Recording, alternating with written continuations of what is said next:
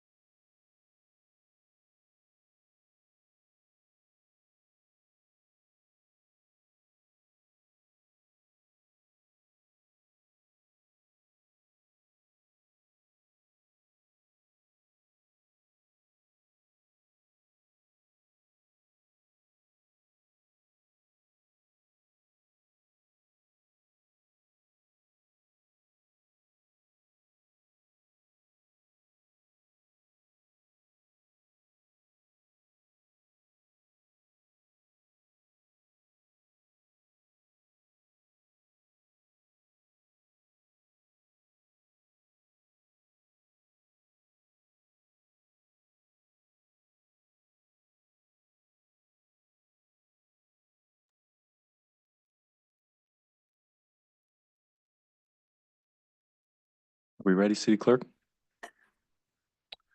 Okay, we'll start our Selma City Council regular meeting. It's October 7th, 2024 at 6 p.m. in the Selma City Council chambers at 1710 Tucker Street, Selma, California, 93662.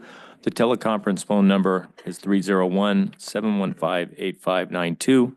The webinar ID is 891-6864-5005. When on the phone, if you wish to address the council during the public comment portion of the agenda, press star 9 to raise your hand, and we will select you from the meeting queue. Press star 6 to unmute and mute yourself. Tonight's invocation is from Pastor Shannon Schwam, retired pastor and chaplain.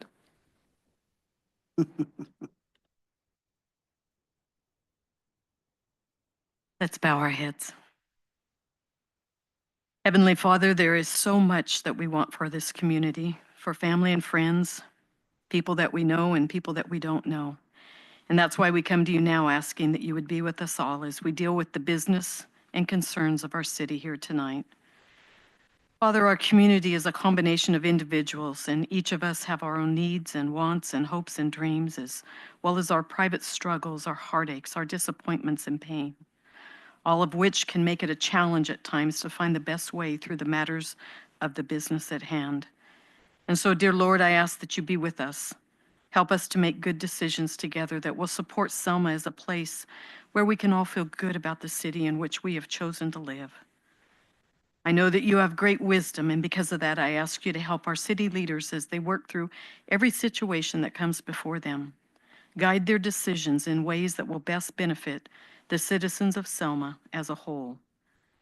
I pray for all peoples of this community, Father, that we would practice every day in being better people to one another, to be patient and kind, quick to listen, slow to speak, and even slower to become angry. There will be missteps, misunderstanding, and mistakes from time to time. So may we all be quick to say, I'm sorry, and willing to accept an apology, be it concerning personal, business, or community matters. May we not carelessly cause nor easily take offense. Help us to be generous with one another, extending the same grace that you have shown us. With your help and guidance, Father, and as we apply ourselves to these disciplines each day, we will have a community that joins together, considering well the needs of others, having compassionate care and concern for each other, and trying to understand what each other is facing. In the name of the Father, the Son, and the Holy Spirit, we ask these things. Amen. Thank you.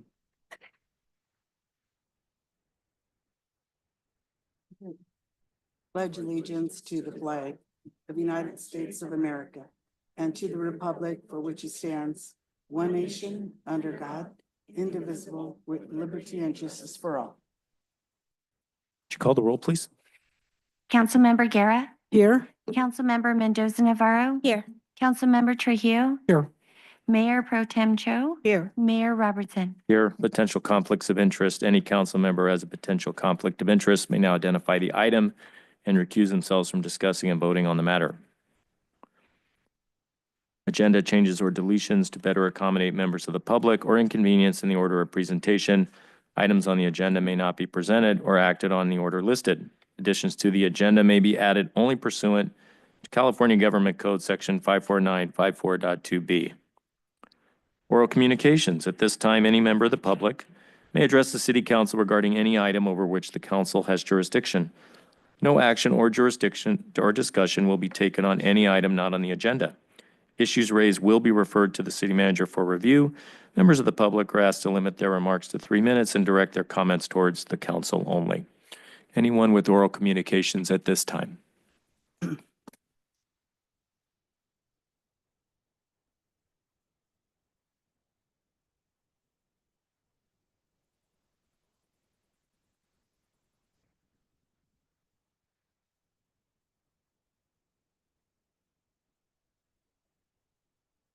Good afternoon, public and council. It is proper to always welcome everyone, at least in my culture, but I don't know about anybody else's. But anyways, I just wanted to ask, I know we keep talking about the money that was allocated for the speakers a long time ago. What happened with that? I mean, shouldn't it be spent if it was already allocated?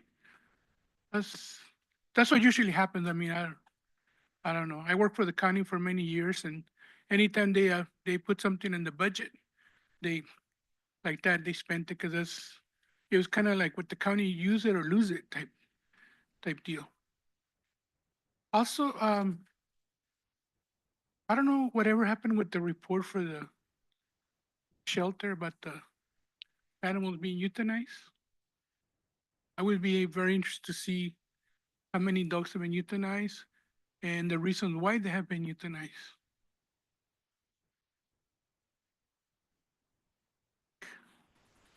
Thank you. Thank you.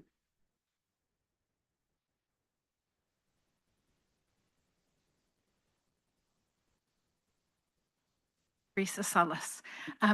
I know that you guys are, the Public Works is working on the street signs, the names of the street signs. Are we having anything being done about the striping of the streets?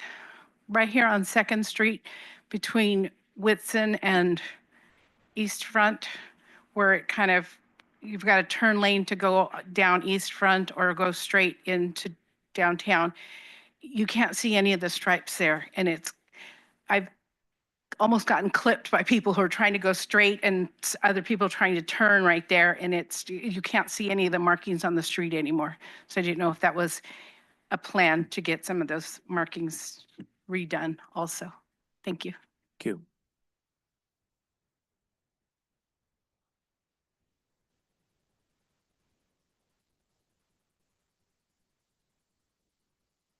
Afternoon or good evening.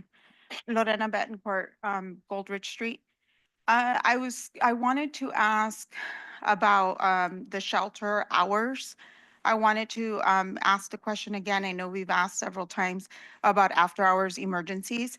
There was 2 emergencies this weekend, over the weekend, a dog that got ran over and unfortunately passed. A member of the community was the one that actually took him to the vet because there was no response from the shelter. And then also another one that was dumped by Walmart. An employee was frantically calling people trying to find out what to do because the dog was dumped with 2 large trash bags and they thought there may be puppies in there. Selma PD did respond to that. We really appreciate that they went and checked to make sure that there was no puppies. But the shelter is not available after hours or even during hours on Saturdays. The phones are not being answered. What are we doing about emergencies like that when that happens? When there's an animal that's hurt, like I said, the one that got ran over. And again, we members of the community are the ones that rally together and just team up and try to figure something out, take the animals, pick them up, do everything that the shelter should be doing. Sometimes there are emergencies. We can't just let the animals just lay there and suffer and die. So can we please get answers to that and what we're doing with the shelter? After hours, before hours, why the phones are not being answered, text messages are not being answered. When the dog got ran over, I actually drove by about maybe an hour later and the shelter was open. There was dogs outside running around. So they were there. So what are we doing about that? Please let us know. And same thing, as the other member of the community asked regarding the animals that are being euthanized. We'd like to see those reports. What's happening with that? How many are being euthanized for room? How many are at the shelter currently? And are we still in contract with other cities? If we are, why, if we don't have room for even our own animals? Thank you.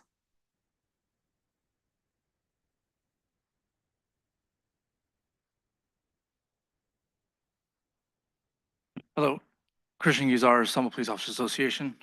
I'd like to address signage and a recent issue with some ads and things that were up around the city. It is with deep frustration and disappointment that I write about the recent use of following Officer Gonzalo Carrasco Sr. as a tool for political campaign. This blatant exploitation of a tragic loss for political gain is both appalling and deeply disrespectful to the family, police department, and the grieving community of Selma. Mayor Scott Robertson has taken the immense pain and sorrow surrounding Officer Carrasco's death and turned it into a spectacle, diminishing the sacrifice he made in the line of duty. Rather than offering any sincere apology or acknowledgement of the hurt caused by this decision, he has chosen to deflect responsibilities, mentioning others, including Councilwoman Sarah Guerra, and the use of his wife as accomplices in this unacceptable act. This demonstration not only lacks leadership, but it also is concerning absence of empathy and integrity. Mayor Scott Robertson's attempt to frame this issue around political differences speaks volumes about his priorities. It is not only about politics, it is about decency, respect, honor, and honoring the legacy of Officer Carrasco, who gave his life to protect this community. To misuse his name and memory in this way is an affront to everything he stood for as a public servant. The Selma Police Officers Association once endorsed you in good faith, believing you would stand up for our officers and community. Unfortunately, it is clear that we were mistaken. Your recent actions have revealed a willingness to exploit even the deepest grief in pursuit to maintain your position.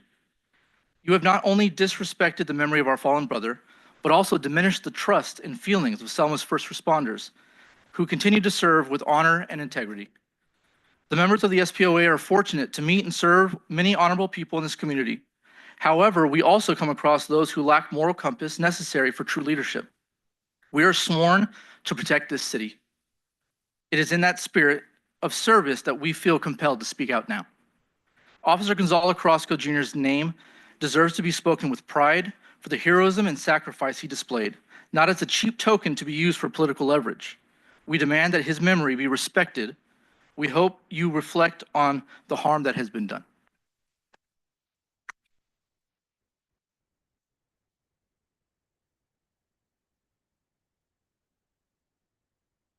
Anybody else have any oral communications at this time?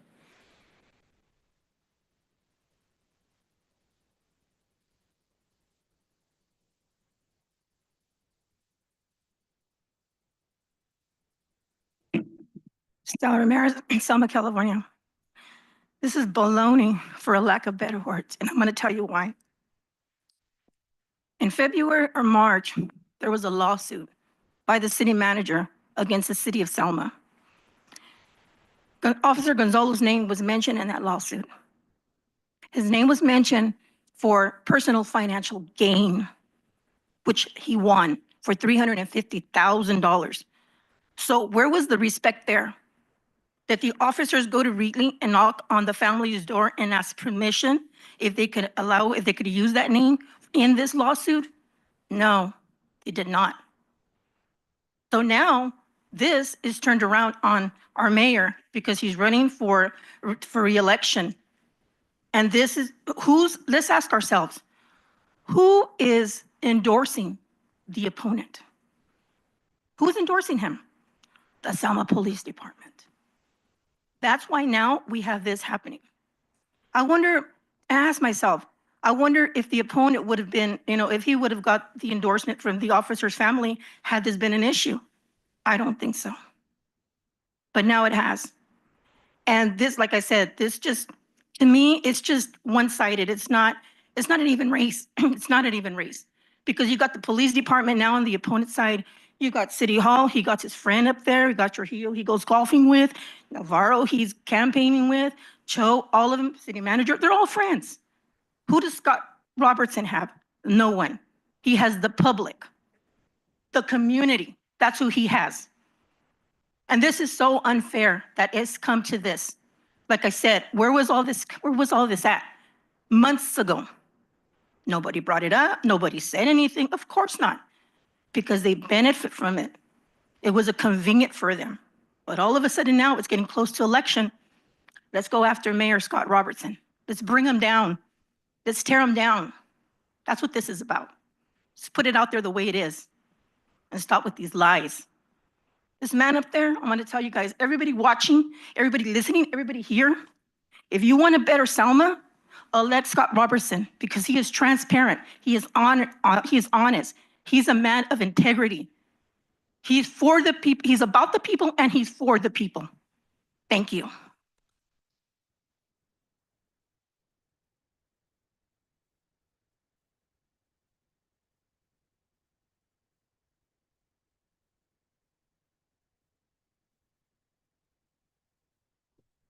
Louis Franco, Selma, California. I don't know why my campaign gets referred to or insinuated on this manner. I had nothing to do with this. It's Scott Roberts' actions that continue to make this political, and his campaign's actions to continue to reference me into it. What really needs to happen, quite simply, is just an apology to the Carrasco family and a heartfelt, I'm sorry. So to the Carrasco family, I never met anyone from the Carrasco family. I would say on behalf of the majority of the community of Selma, we are truly sorry that this whole incident is even taking place. And we have a great admire and respect for the sacrifice that your family has made and continues to make.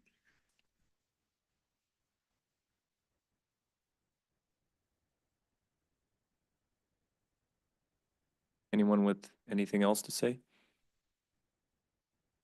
Sure.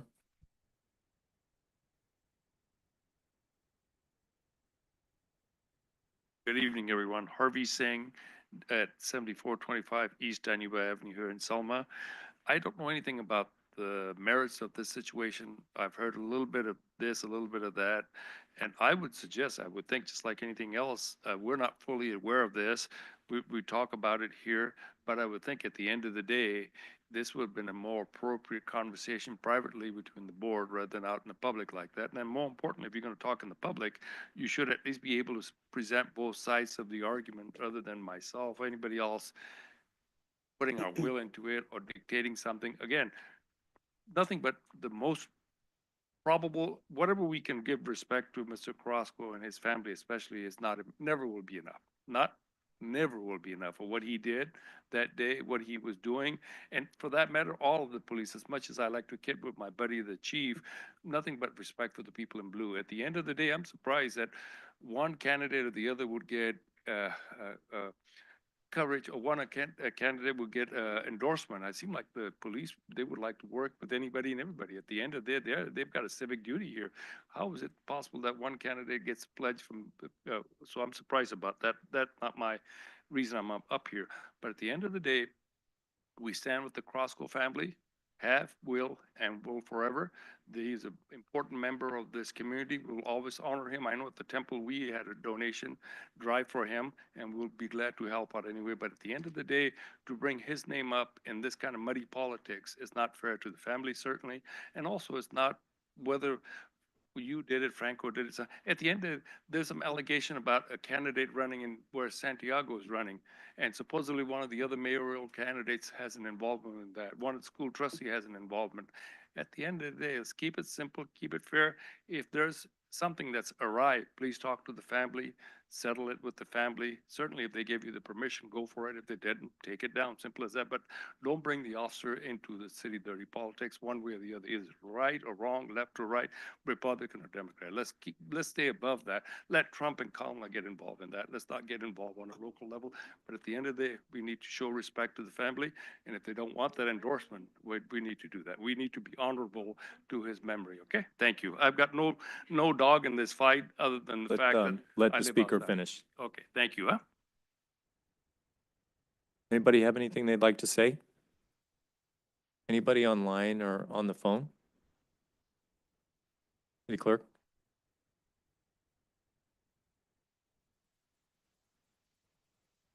Caller ending in 878, your line is open.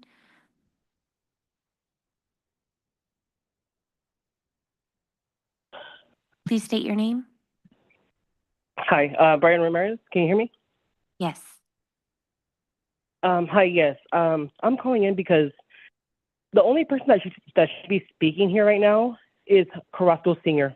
Where is he at? Because he's the one that chose to endorse Mayor Scott Robertson. Not anybody else, not the police association, not Louis Franco, nobody else but him. So where is he here to defend himself? This is absolutely BS on your guys' part. Now, let me paint a picture for you. As stated earlier, $350,000 was practically given to the city manager. And guess who defended that? Blanca Mendoza Navarro, John Trujillo, and Beverly Cho. And guess who's friends with them? Louis Franco. So if you guys want to better Selma, I suggest you re-elect Mayor Scott Robertson. Because let me tell you this: if you go ahead, vote for Franco, but guess what? If Blanco wins, if Lewis wins, and Trujillo's already still up there, they're going to have the same 4 years all over again. Do we want that? No, we don't. I sure don't.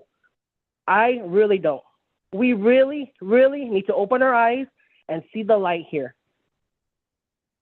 This is absolutely insane. Now, to the PD, to the fire department, how would you like it if your name was in that lawsuit and those three backed it up along with Louis Franco because he's friends with them? How would you like it? You wouldn't like it, right? Your family wouldn't like it. So get it together, stop playing the damn dirty politics, and get the train rolling because we need a better Selma. Thank you.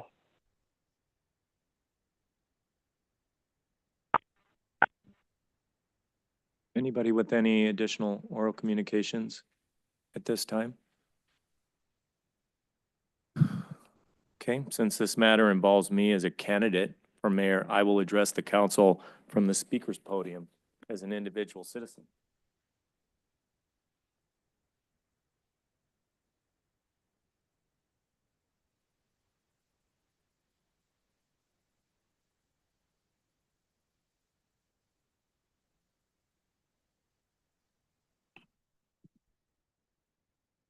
On September 30th, I received an email with Gonzalo Carrasco Sr.'s signature accusing me of obtaining and using Gonzalo Carrasco Sr.'s endorsement of my mayor campaign without his knowledge, consent, or permission. This email was addressed to me, the members of the Selma City Council, and City Clerk. On October 2nd, Christian Guizar, president of the Selma Police Officers Association, released an email to the media calling me a liar. Mayor Robertson has also repeatedly lied about the Carrasco family endorsing him for re-election, he said. Gonzalo Carrasco Sr. personally called me this Friday, October 4th at 12:30 p.m. Referring to the email of September 30th, he stated he did not write it, he did not sign it, and he did not send it. He said others attempted to get him to make statements critical of me, which he refused to be a part of. He said others told him I did bad things, but he said he told them he never did anything bad to me. We spoke man to man and continued our good relationship we have had for a year and a half. Gonzalo Sr. told me members of the family were approached to send the email, which I received on Monday. He told me to fix it, his words, at the council meeting tonight. And as his friend, I will and I am. I am correcting here the lies told about him and the attempted manipulations by others of the genuine, generous gesture of friendship he made for me in my campaign as mayor. Mr. Carrasco Sr. expressed to me that he feels like he was victimized by the email released about me on September 30th and the press release blasted to the media on October 2nd by Christian Guizar, representing the Selma POA. He said the email and all the stories in the news made him look like a coward.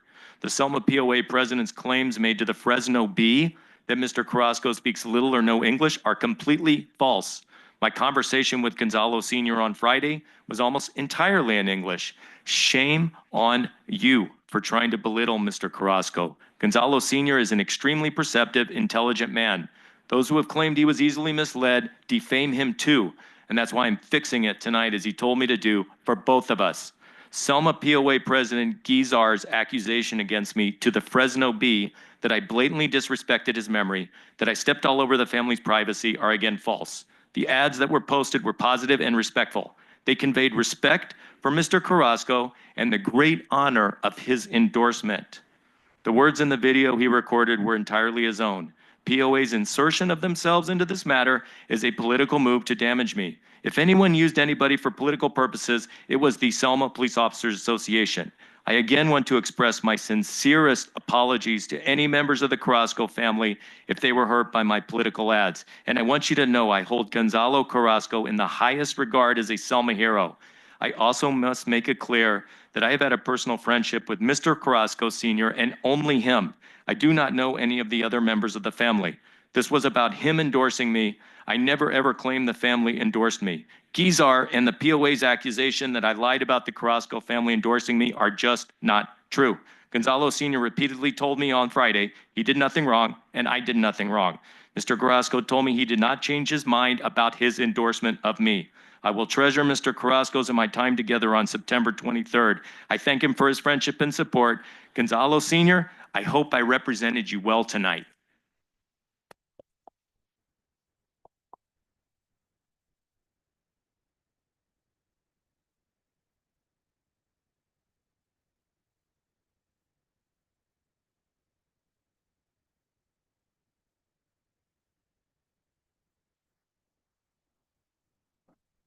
There are no other oral communications. We will move on to consent calendar.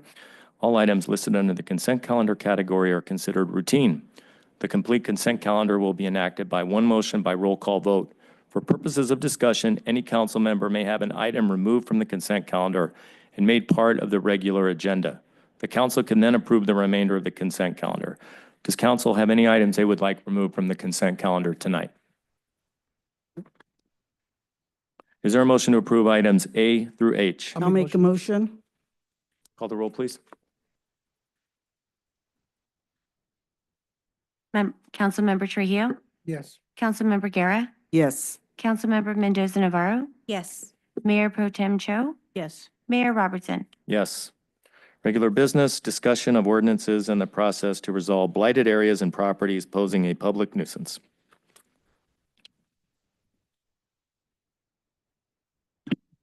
Good evening, Mr. Mayor, members of the council. Tonight, we're going to have Code Enforcement Alexander Heredia give a presentation on our process in dealing with abatement, nuisance properties and abatement. The one thing if you read my staff report, what I would ask is that over the past few years, once they took control of code enforcement, or actually, sorry, took code enforcement under the umbrella of the police department, our struggle has been maintaining personnel and personnel that are qualified and have the passion and enthusiasm to enforce these types of municipal codes. That said, I truly feel that our current ordinance has all the processes in place to properly deal with these types of properties, and that Can we keep it down back in there? Let's let the chief speak. Thank you. okay, may I talk? Is that Yes, okay? please. Thank Okay. you, chief. So what I would ask is that now that we have Alex and Sam who are doing a phenomenal job, they're able to navigate our current process and to see if it's efficient, if the timeliness works for us.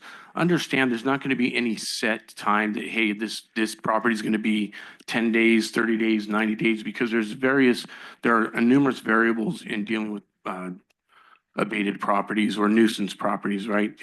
If properties are in probate, if they're a citizen that's slowly working on rehabbing those properties, those are variables that we take into account as to how we proceed with those properties. That said, I just feel that Alex and Sam are the best people to be able to analyze our current ordinance and then make it more efficient should they see fit to do so. And they would bring those things to us, at which time we would then bring to the council and talk about that resolve and making the process more efficient. But with all that, I'm going to have Alex explain to you the process and how we deal with these public nuisances. Thank you, Alex. Yeah. Good evening, Mayor, council members. My name is Alexander Heredia, your code enforcement officer. I would like to thank you all for allowing me to present the procedures for abatement presentation. And with that being said, we can begin. Can you hear me? Yeah. Are we good? Closer? There we Good. go. Okay. All right. It begins with the Selma Municipal Code 8-7-6, procedures for abatement. No dangerous building or structure shall be kept upon any property. No abandoned buildings, partially destroyed or partially constructed, or uncompleted buildings after building permits have expired shall be kept upon any property. Next slide. Property owners get a courtesy notice for their first 2 Selma Municipal Code violations. The courtesy notice will have everything on the right, which includes the location of the property, a description of the nuisance, a direction to abate the nuisance within 15 days, and the property owner is allowed 10 days to appeal the notice. Next slide. If property owners does not comply after 15 days of the due date, an administrative citation is issued to the property owner by certified mail or by personal delivery.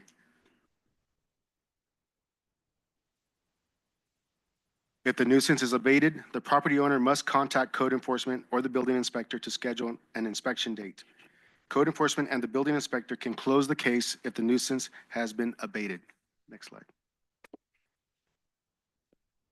If no action has been taken by the due date, fines will be issued to the property owner. Next slide. Property owners will be cited after every failed inspection in a 2-week time frame. After the 4th citation, a process of receiving bids to abate the nuisance begins. Next slide. Once the 3rd offense has occurred, the city automatically issues a citation without sending a courtesy notice. Next slide.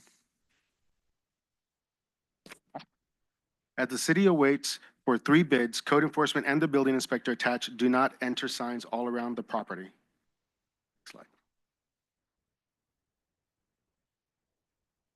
Code enforcement will post a notice on the property allowing the property owner 30 days to respond with an action plan to abate the nuisance. Next slide. Once the bids are submitted, the city refers to a purchasing procedures guide. The amount of the bid determines who authorizes what level of the purchase is needed by looking at who the approving authority is assigned to. Next slide. That is the end of my presentation. At this moment, I would like to open this discussion for any questions. Thank you. Thanks for your report. Does council have any questions for code enforcement officer? Mr. Mayor, can I just interject really quick? The reason we put that purchasing authority is because if the bid amount to abate that property is excess of some of those amounts, then it has to come to council approval. So that's the kind of, I just want to give that as an example to the variables that we have to kind of take into account when we're dealing with these properties, if that makes sense at all. Oh, Chief, it wasn't in our packet.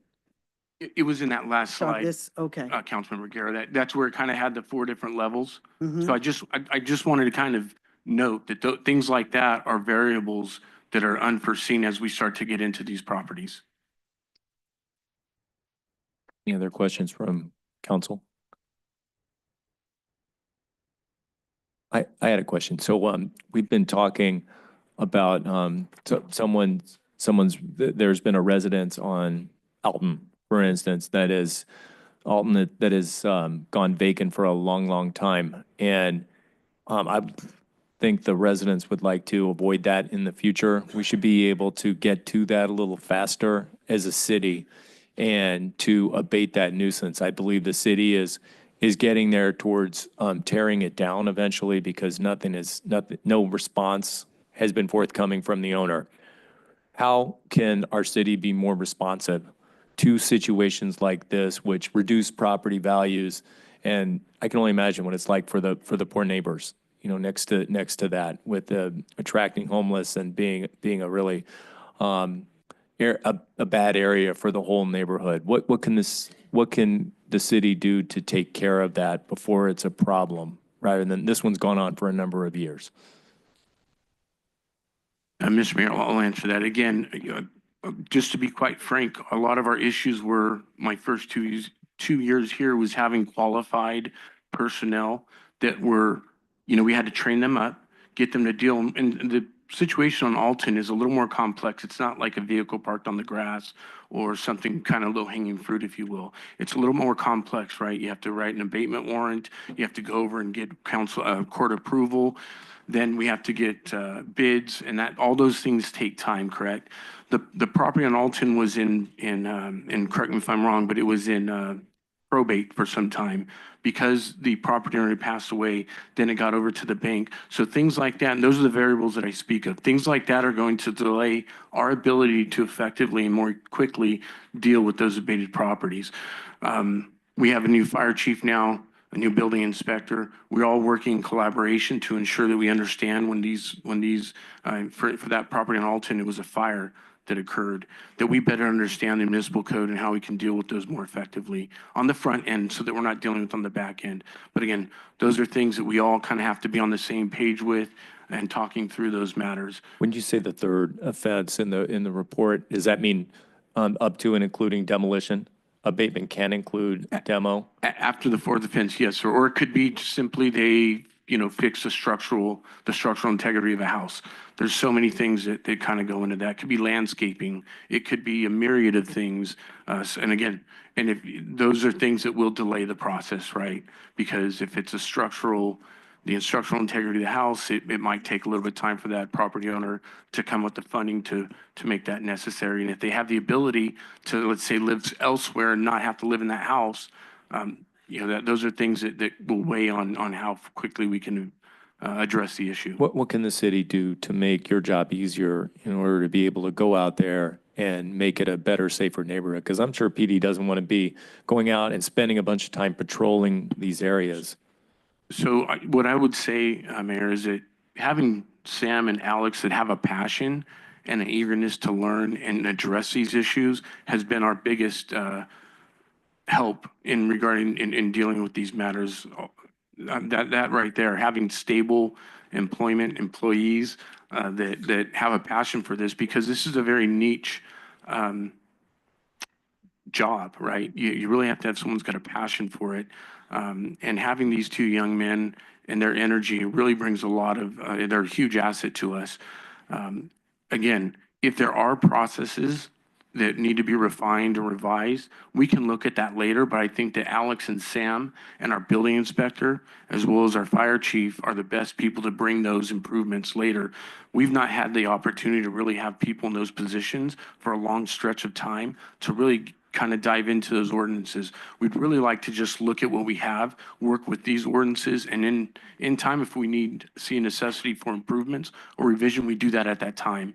But right now, I think it would just be premature because they're just learning this ordinance and how to deal with the processes. If we start changing that up, that's just going to delay our ability to deal with these nuisance properties. And I think that's really important on the front lines. But we're here to be able to give you those codes so that you're able to use that to have something rather than just go out there and just give notice after notice and then the poor people from the neighborhood come and say, what are you doing about this? So I think, there's some frustration in the community. I really appreciate the city addressing it. The last 4 years, we haven't really been addressing the code problems and the issues in the city, and lots of problems have happened because there's really no enforcement there. We want to be able to give law enforcement and in building code the ability to crack down, as it were, and to solve these problems rather than just to go out and issue some citations here and there. So I appreciate the report tonight, but I think the council still has some serious work to do in terms of making sure that the ordinances are up to par so you folks can do your job.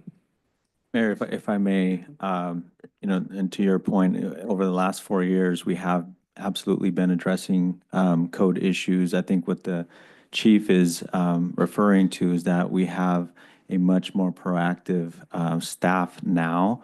I mean, we've always enforced our codes. And I think to the chief's point, the codes right now that exist are not the issue. I think the city attorney may agree that whatever process you establish, there's always going to be a requirement for due process, right?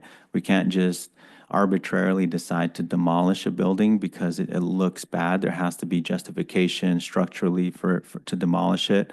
We have the processes right now to make that determination. If it does need to be demolished, we can make that determination if the conditions justify it. But I think, we, as the chief mentioned, with the proactive staff that we currently have, the enforcement of that code is going to be much more effective. We have always enforced our codes, but now the fact that, as our city gets cleaned up, which our public works and our code enforcement and police department have been doing, these structures are becoming much more apparent, right? And now we have to crack down on them even more. So I just wanted to clarify that it's not just an arbitrary process that we go through, and our code currently is quite sufficient. I can add, I just wanted to add to that briefly. Like the city manager mentioned, the code doesn't address necessarily all the process that always has to be done, which includes getting court approval for certain things like demolishing a building. The code does allow the city to summarily abate sometimes if there's imminent danger essentially. So, in the situation where you have like a burnt building that could collapse, that might be something that causes imminent danger if there's, for instance, someone living in that home, but it doesn't allow you to just then the summary abatement doesn't mean you can just go and take that building down. It might mean, hey, you can go remove the people inside and board it up until you can get a court order to demolish a building. But there's never going to be a situation where we can demolish a building, most likely, without getting court approval to do so. It would have to be a pretty serious circumstance. So. So did you get that court order, or where did you leave that? 'Cause I'm Yeah, re- the city has the warrant already, and the city had to wait a period of time before they could start abating it. I believe the time period has come now, so just scheduling the work to get done now. And We were going through the procurement process for the contractor. Okay. Mhm. So that's our next step, correct?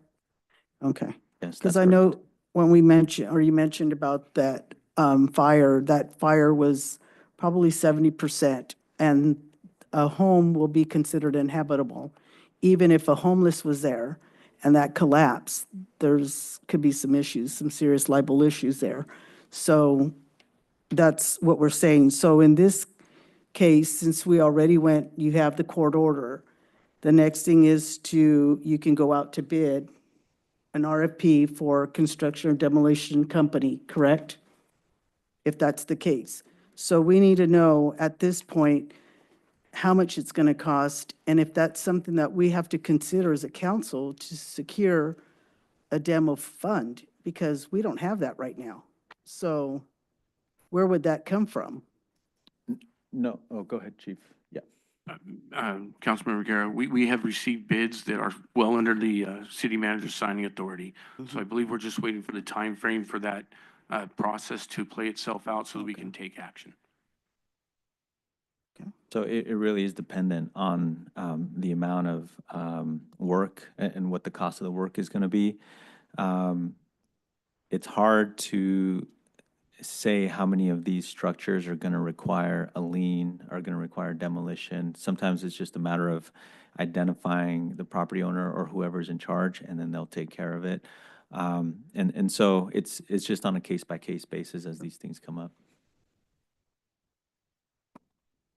And I just have a question. Well, I think you may have answered it already as far as the process is there, and this is really good, that we have staff now that is able to do it. And I think that's the bigger picture that we need to look at, is that we haven't had permanent staff that's been able to be there and do the job.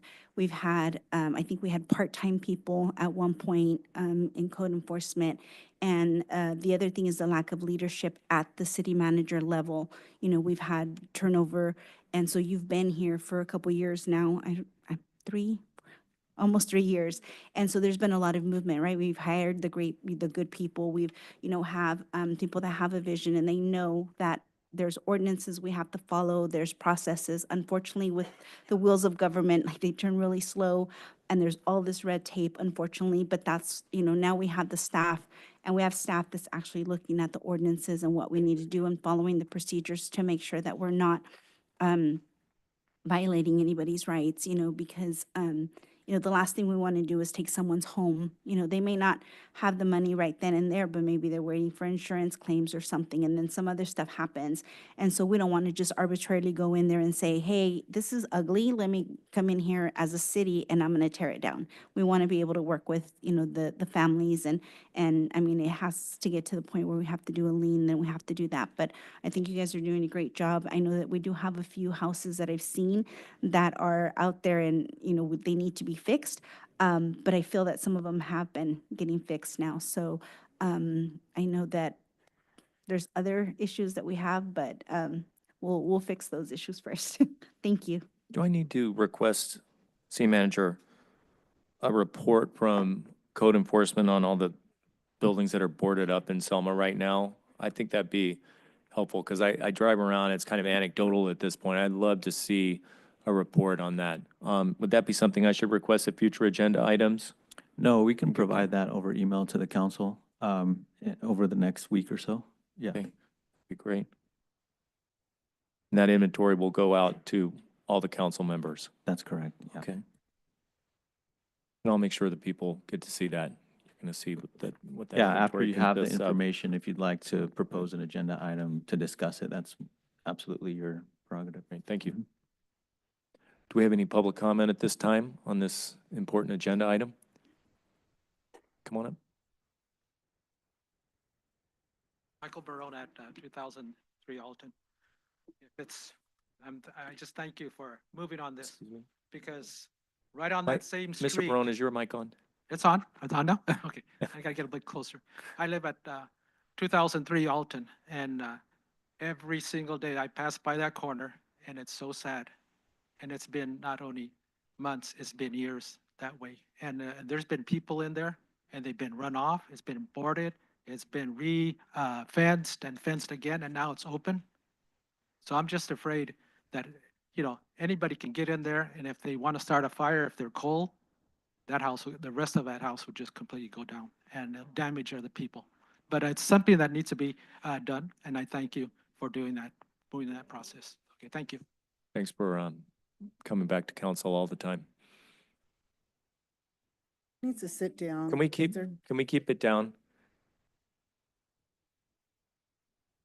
Do we need to have somebody standing in the aisle? Could we please have someone not standing in the aisle blocking There's- people? Because that's where they come up for oral communications. There's no requirement for sitting. Yeah, correct. Okay. Got it. Let's just, All right, can we call order? that's Scott. fine. Let's just all sit down. Okay, let's just clear, that's good. Let's clear the aisle. Just make sure you're not blocking the folks from coming up for oral communications. Thank you. Can we? Okay, let's just sit down. Okay, Down. let's keep our meeting going. Okay, next, please. Thank you. I have a question, Lorena Betancourt. Sorry, that was very distracting. I have a question regarding this that was just presented. Does that also apply to houses that are maybe being like remodeled or? So the reason I'm asking is because I have a property on Rose and my elderly parents live there. And there's a house right next door to them that's been vacant probably since like end of last year, beginning of this year. And they started doing work, and I know that there's a notice posted. I think the city went and posted a notice like to stop work. They were doing a significant amount of structural changes, but right now it's been vacant this whole time. However, there has been homeless people staying there, like in the back. There's like a little house in the back also. My concern is just for my parents because they're right next door. So does this apply also to them? Do you guys, once that notice is posted, like to stop work, does this kind of fit in after that? Or are you guys like monitoring that, or how does that work? There hasn't been any issues, thankfully. I'm just wondering how that works or if this applies to it, because again, my concern is just for my parents. We do periodically see homeless people in and out of there, so just wondering about that. Yeah, if that's an issue, I would say, council, we've certainly have addressed homes that are either under construction or being remodeled, that are an attractive nuisance to transients. And so that's something that code enforcement can be contacted about so that we can go out there, speak to the property owner and have them secure the property. Would the clock start ticking? Would there be that graduated penalty phase that we learned about tonight, leading to potentially even demolition? If Yeah, got it that would be far? our normal process. I mean, there's verbal warnings, it doesn't necessarily have to lead right to citations, right? But there's a progressive process there. I think he had, just to be clear, I think he has plans like to renovate or do something with it. I've noticed the notices on there, and then I've noticed the homeless individuals. That was the only reason for the concern. Can members of the thank you, can members of the neighborhood call in outsiders living in the house who potentially shouldn't be there, or does it have to be the property owner? What's the PD gonna tell them? Did you want to address that, Chief? Sure, it would be dependent on the caller and the circumstance. Each circumstance is different in and of itself. And the PD is going to go out there and as part of the investigation, they're going to ask these folks, are you supposed to be here? I mean, if it's a house under construction and they're there at night, chances are they're not supposed to be there. How does the PD verify that? Call the owner or what goes on then? Yeah, the property owner would give us a call, or his agent would call us and let us know what action they would like us to take. Got it. Thank you. Anyone else with a comment? Anyone on the phone, online?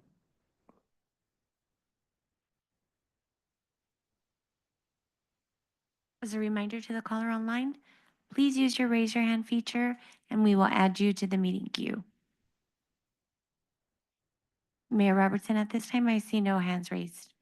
And we'll bring the matter back to council. I want to thank Code and PD for a really good informative presentation tonight. I think this is really important. I think we're all moving towards the same point of making our city cleaner and more easily livable for our residents, make it a better place for our people who pay property taxes and sales taxes here.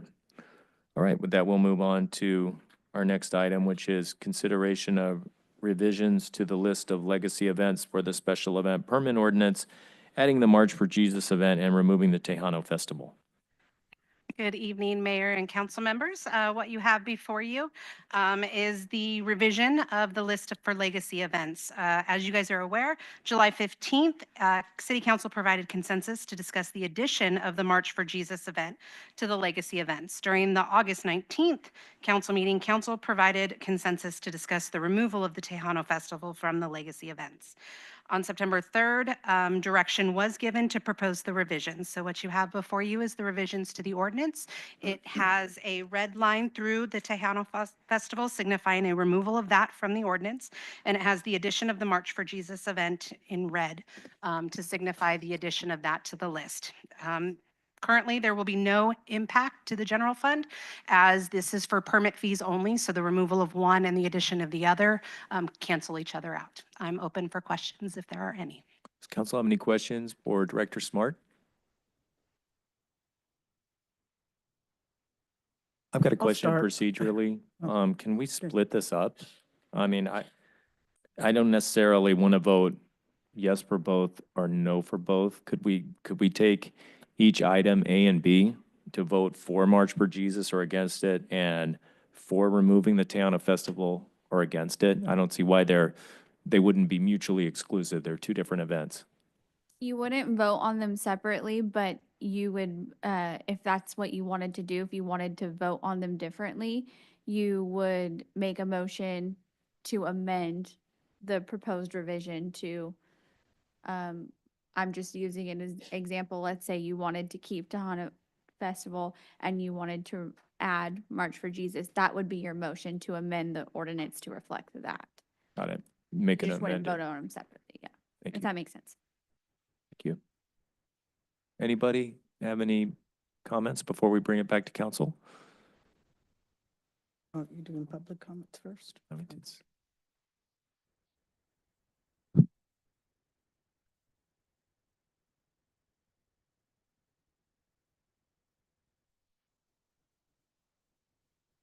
Selma, California. I just want to say that I think it's a travesty that we're trying to remove the Tejano Festival. This event has brought in a lot of people from everywhere. The businesses sure like it. The hotels, Sal's, all the restaurants, La Estrella. I know other people that come from Modesto. The next day we all go have menudo at La Estrella, and they're all saying, "Man, what's going on?" There's really no need to remove anybody. You can add whoever you want to, but removing somebody based on a personal agenda, that to me is completely wrong. And just so you know, when the city council changes, that's going to change again. So you're just doing something that's going to be reverted back when the new council takes over. So save yourself some time and some embarrassment and leave them under. What is it going to do to you? Is it really going to hurt you personally? All you're doing is hurting all the businesses and the other people, groups, because I know that this year they're sharing it with the Cancer Society. You're going to deny the Cancer Society too because of a personal agenda? Not right. Come on, Selma. We deserve better. We deserve better. Thank you.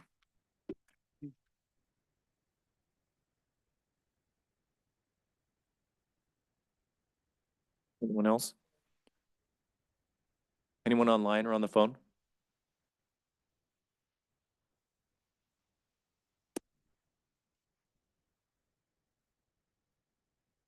Reminder to the caller online, please use your raise your hand feature and we can add you to the meeting queue. Mayor Robertson, at this time, I see no hands raised. Okay, thank you. That will bring the matter back to council. Any council members? I have a question. I just want to make a statement here. When looking at this, I just want you to read, I just want to read the following. It says, we have the Raisin Festival, July 3rd celebration, the Band Festival, Christmas Parade, Sikh Parade, Portuguese Parade, and in red, they crossed out Tejano Festival. As Chamber Conference Annual Car Show and Barbecue. And then in red, they put March for Jesus. This shows a total of 9 events for Selma, including the Tejano Festival. What's a shame is that our community is about 70% Latinos, Mexicanos that really enjoy this event. And we can't even include this event. That's a shame. That is so shameful. I want to tell you, my friend Yvonne Hernandez in Fowler puts on events every Wednesday for 3 months, and she's a one-man show. She does it by herself, a farmer's market. And she does diversity to please her entire community. You're going to tell me that we cannot just add one more event. This is 9 events a year. Come on, we need to do better as a council to include everybody. We are a diverse community, and we need to make everyone happy. That's all I want to say. Anyone else on the council with a comment at this point? Yeah, go back to oral. It's not public. I know that the issue was brought up that second chance is no longer in the community, but I don't think that could have been made more clear this weekend when we had 2 incidents with dogs, and we're very much still a part of this community. We might not have a facility and we might not be able to house dogs like the shelter does, but when we called the shelter and they didn't report, guess who they called? The community calls me. The community calls on second chance still. And we go out there. And the sad thing is we're not getting paid, yet we're getting our fundraiser fees waived, taken away from us. You guys aren't hurting the shelter. You know, you guys aren't hurting the rescue. You guys are hurting businesses that come to this event, people in town that enjoy this event. Like Council Member Guerra said, we only have 10 events, and you guys know why that is? Because you guys make it impossible for people to host events that the community will enjoy. You guys make it impossible for vendors to come out and actually sell their goods because you guys are charging them for an application fee for this, business license for that. You know how expensive it gets? These vendors are small vendors. They're not making a ton of money. They're doing this because they care and they have that for their community. So instead of embracing that and letting us have the Tejano event and waiving those fees, because we are a nonprofit, all of the donations and all of the funding from that event go towards the cause so we can continue to help animals. And I know you guys don't care. One member up there said she's tired of hearing about the animals. Well, guess what? You voted for this, so you're going to be tired of hearing about the animals every time we come up here because you did this. So yes, we're all tired of having to come up here and defend the shelter. But guess what? This event's going to continue to happen whether we have the okay from the city or not, because we've had it for the past 11 years and it's not going to go away. It's something that the community enjoys and it's something that the community needs so we can continue to take care of those animals when you guys won't.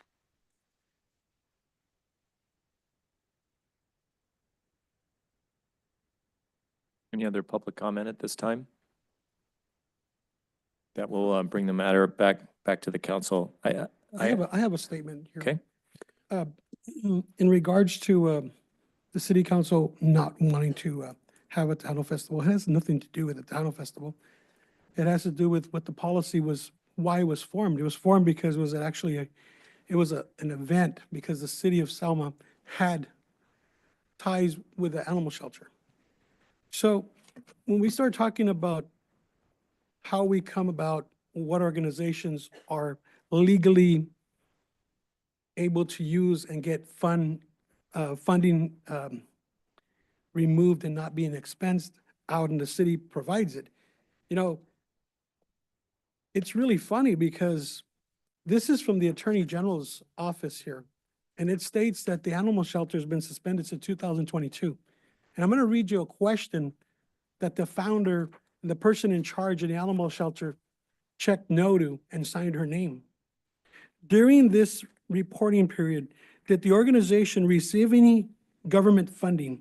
No. This is from the Attorney General's office. This is from the Secretary of State's office.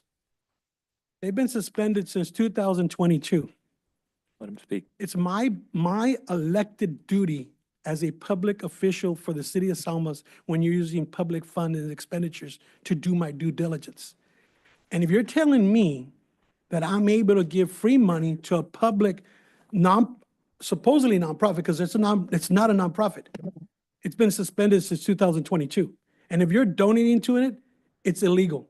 It's illegal from the Secretary of State's eyes, and it's illegal from the Attorney General's eyes.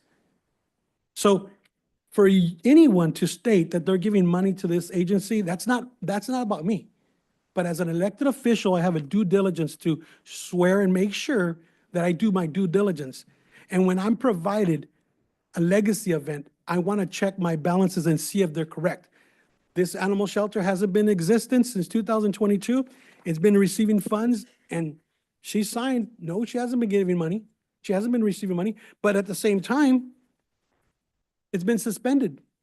And it's till this day, they sent them 2 checks back. To this day, this organization has been in existence. So when we start talking about why I'm voting the way I'm voting because I see the process, there's a due, and by mean right now, if you consider yourself a nonprofit, fine. But you still have the right to have the event. I'm not saying not to have the event.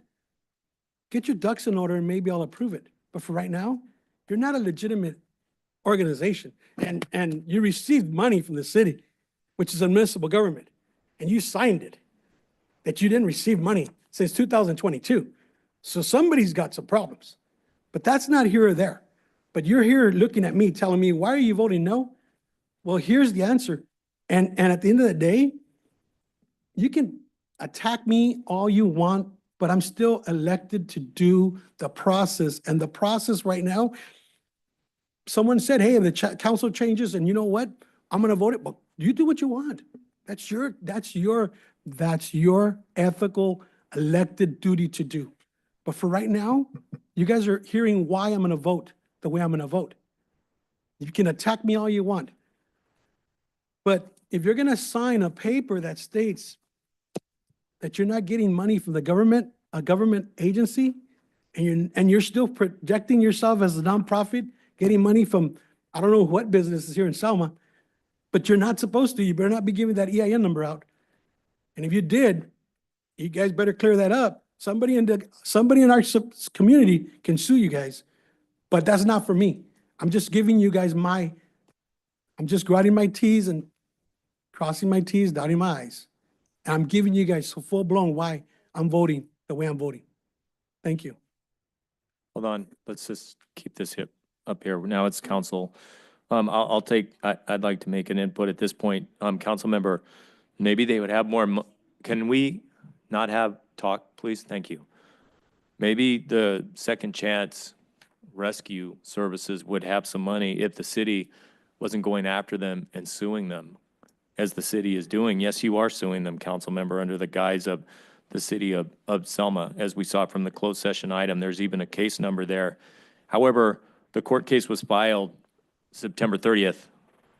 And you and the city attorney were talking about this lawsuit against Second Chance Animal Shelter on August 19th. Mayor, I think this is a little off topic. We're not talking about the lawsuit. No, I don't think so, city attorney. I think I'm explaining my vote now as the council member did. Mr. And I'm Mayor, explaining, we need to stay on topic. and I'm explaining, No. I'm this is explaining talking my about the vote. Legacy, this is So- not This expecting. item is not about And the I lawsuit. am explaining my vote to I make a split the motion two. to. You can make all the motions you want. I'm not done yet, council member. So hold on, Can let you me take over, finish. please? Let me finish, and then I make a motion. we'll go from there. So Second it. obviously, Mayor Pro Tem, you can't I call the handle order. any debate on this. You can Yes, we need say to call the out of order. order all you want. No, But not you if you're not can't- staying on topic, people. This Or- is I'm on calling topic. a This is point of- regarding point the of order. Second Chance Animal Shelter, which Makes is it in the regards to sponsor Second of Chance the Animal Tejano. Shelter. City attorney, what's the process if the majority of the council wants to direct the topic to the So agenda let's- topic? I'll- Please explain that. I'm the presiding officer, so I will, Yeah, but they can call Continue. they can call the order if he's not following the Brown Act. Which he is not. okay, just because I said something that I you call didn't order. like, doesn't mean you can call me I call out the of order and I order. make a motion. This to is have a, Mayor Pro this Tem is take the- an item the for, meeting over. no. Yes. No, you can't do that. I'm the presiding officer, and I'm gonna finish, and then you can have your say. Okay? So just let me finish and then. If you violate the other Brown council- Act, then go ahead. But I'm telling you, you're violating the Brown Act right now by talking about Okay, the second chance lawsuit. and I was telling you that you said you were suing Second Okay, Chance and I've before there was put an the actual order and I've lawsuit. asked for Mayor So- Pro Tem to take over the meeting. Let's just Mayor keep Pro going. Tem- Mayor Pro Tem, No, I'm not You're out of We're order. out of order. You're out of order. Yes. Let's keep moving forward. Okay, so we can And keep it my on motion still track. stands. So this is ridiculous. city attorney. We're if- discussing. Are we able to move to the next item if the mayor pro tem has made that determination? We're Yes, we can. discussing a revision to the list of the legacy events. Let's get back to that and let's So we move go to the forward. second- What's the next item? Okay? Is So there- let me finish and we'll move forward. So I'm saying that I would like to split the two. I would like to make a revised motion to split the two. My So I motion still can vote, stands. so I can vote for the March for Jesus event separately from the removal of the Tejano Festival. And I was giving my reasons for that before I was interrupted by you people. So, City attorney, there's that currently still a stands. motion. Is there, how do we take care of that motion first before another motion is considered? Well, we need to take a roll call vote on it. so I'm doing a motion to modify. I'm making No, a that's not the modified motion. motion. Made a motion to have Mayor Pro Tem Cho take over as presiding because you were not listening to the call to order. Is the motion they're referring to. Does that need to be a roll call vote? Yes. And I second that. Councilmember Trujillo? Yes. Councilmember Mendoza Navarro? Yes. Councilmember Guerra? No. Mayor Pro Tem Cho? Yes. Mayor Robertson? No. So let's get back to the So, motion. city attorney, what would be the process after that motion was just passed? The Mayor Pro Tem Cho would take over on this item. Okay. Don't know what to do. I don't know what to do. That's So the I motion. think There's there's no to do. a motion to consider now with regard to the vote on the item. Ask for a second. Okay, I need a second? I make a so the Councilmember Trujillo motion to approve the item the way it's written. Is that correct? Okay, then I second it.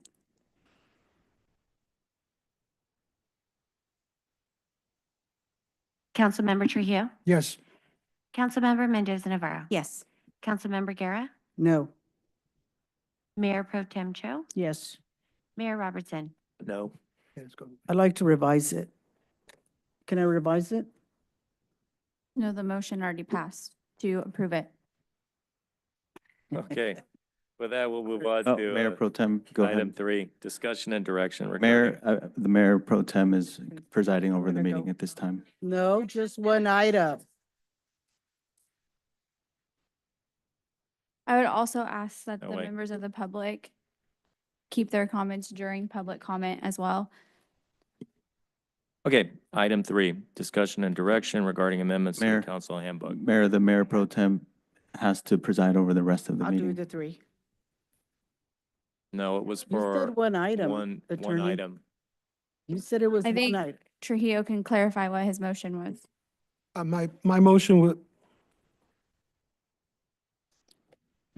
was for the mayor pro tem to take over the meeting. And I second that. Man. That's what's wrong with the city. So I'll go ahead. Maybe know what to do. So we're going to go ahead and do item 3. Discussion and direction regarding amendments to the council handbook. Yes, so council previously provided direction that they wanted to make amendments to the council handbook. So the council handbook is in front of you guys for any amendments you would like to make.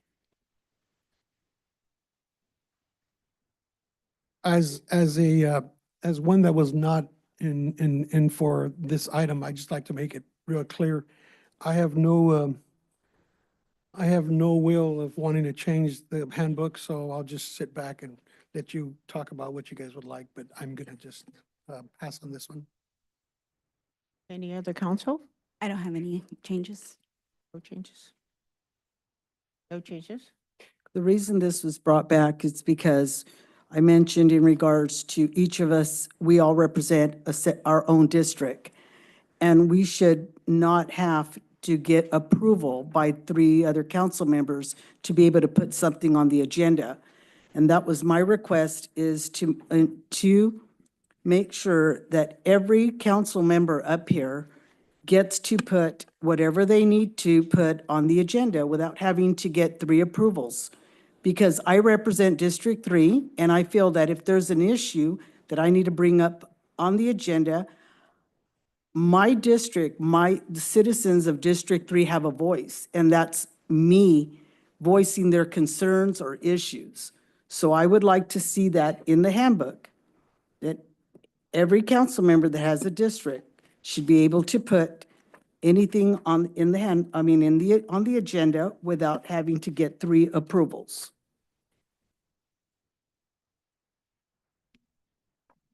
I have a question or a clarification, because before we had that in the handbook, and correct me if I'm wrong, but we had to send our request to the city clerk if we wanted to put something on the agenda, and then she had to pull all of the council to see if we had a majority to approve something or not. And it was usually done by email.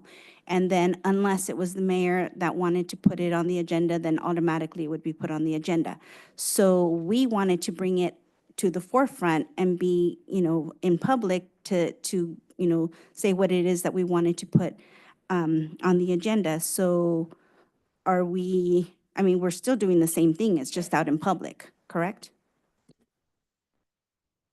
Is that question directed towards me, council member? I'm sorry, yes, it was. Okay.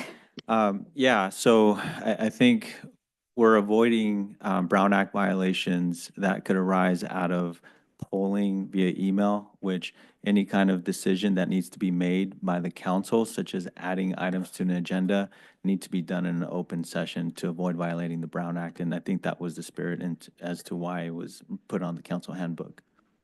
And I'm checking now, but I think there's something in our municipal code that also requires a consensus for agenda items from anybody besides the mayor.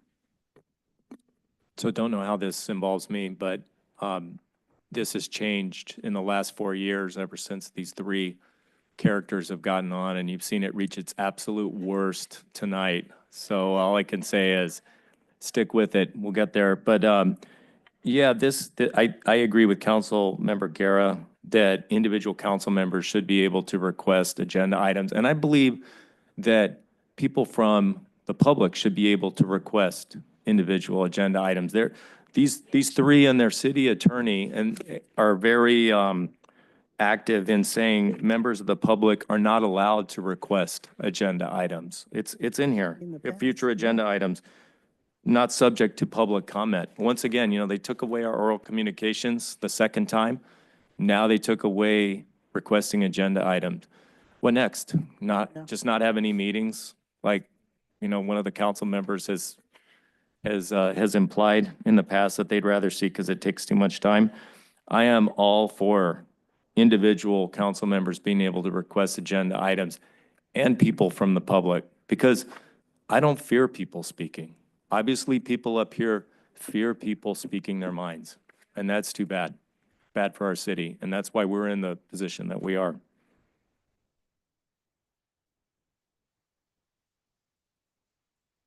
So I guess basically, if you want to do what you want to do, then you have to go through the steps.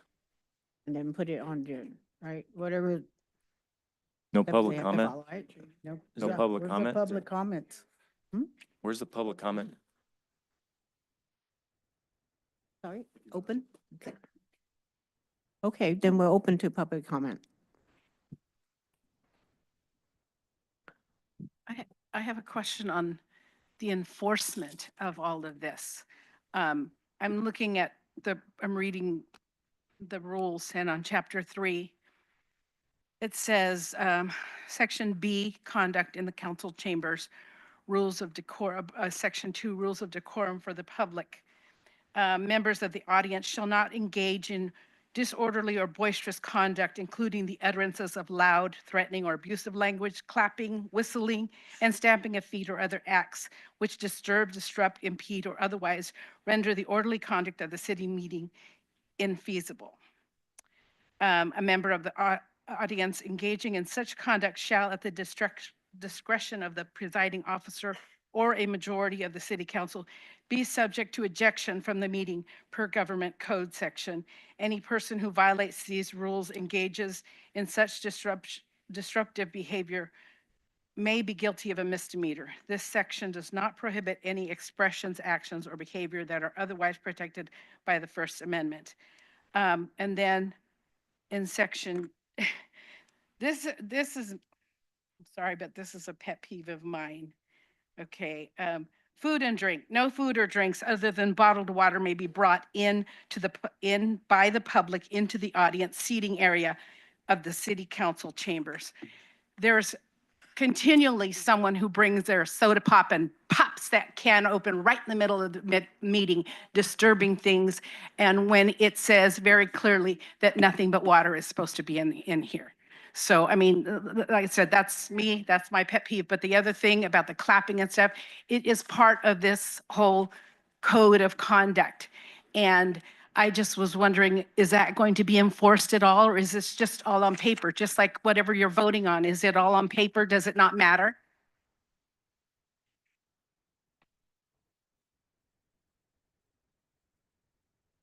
City Attorney, to clarify, the responsibility of enforcement of the handbook rests on what individual or body? The presiding officer. Okay. So at this point, that would be Mayor Pro Tem Cho. Correct. Okay. Or the majority of the council, is it, I think what I understood. Yes. Okay, thank you. I have a question on this item. The person that just spoke said about clapping. Well, you know what? When they were speaking about Officer Carrasco, the other side clapped. Just throw everybody out. How's that? Everybody. Sure, throw them all out. They keep saying that people, that, my turn, thank you. There you go. You know, you Enforce talk, order, please. You're the presiding officer now. You need to Yes. enforce the order. you know, I'm over here speaking and they don't even respect that. Well, keep That it, is part of decorum. Yeah, you don't All speak the for him. do when they attack the mayor or whoever, that's in the decorum. I don't know what parts Can you you read and don't read about decorum, but that's part of decorum. You know, how can you say you can't clap, you can do this, but you're up there acting, show us by example. Don't show us by reading a stupid piece of paper that doesn't mean anything. I mean, how many times has Councilman Trujillo spoke down to people? He chastised the one person during his oral communications. Isn't that a Brown Act violation?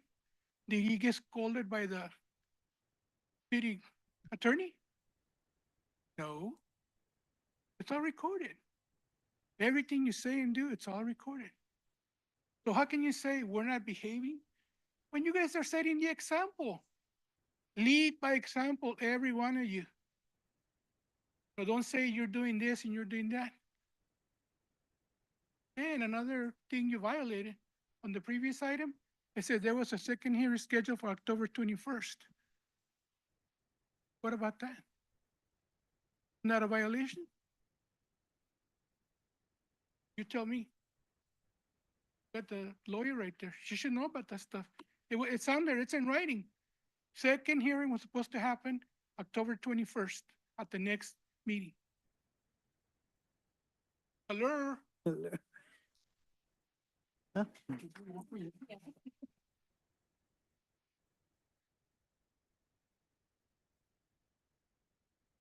I just, Lorena Bettencourt, Goldridge Street.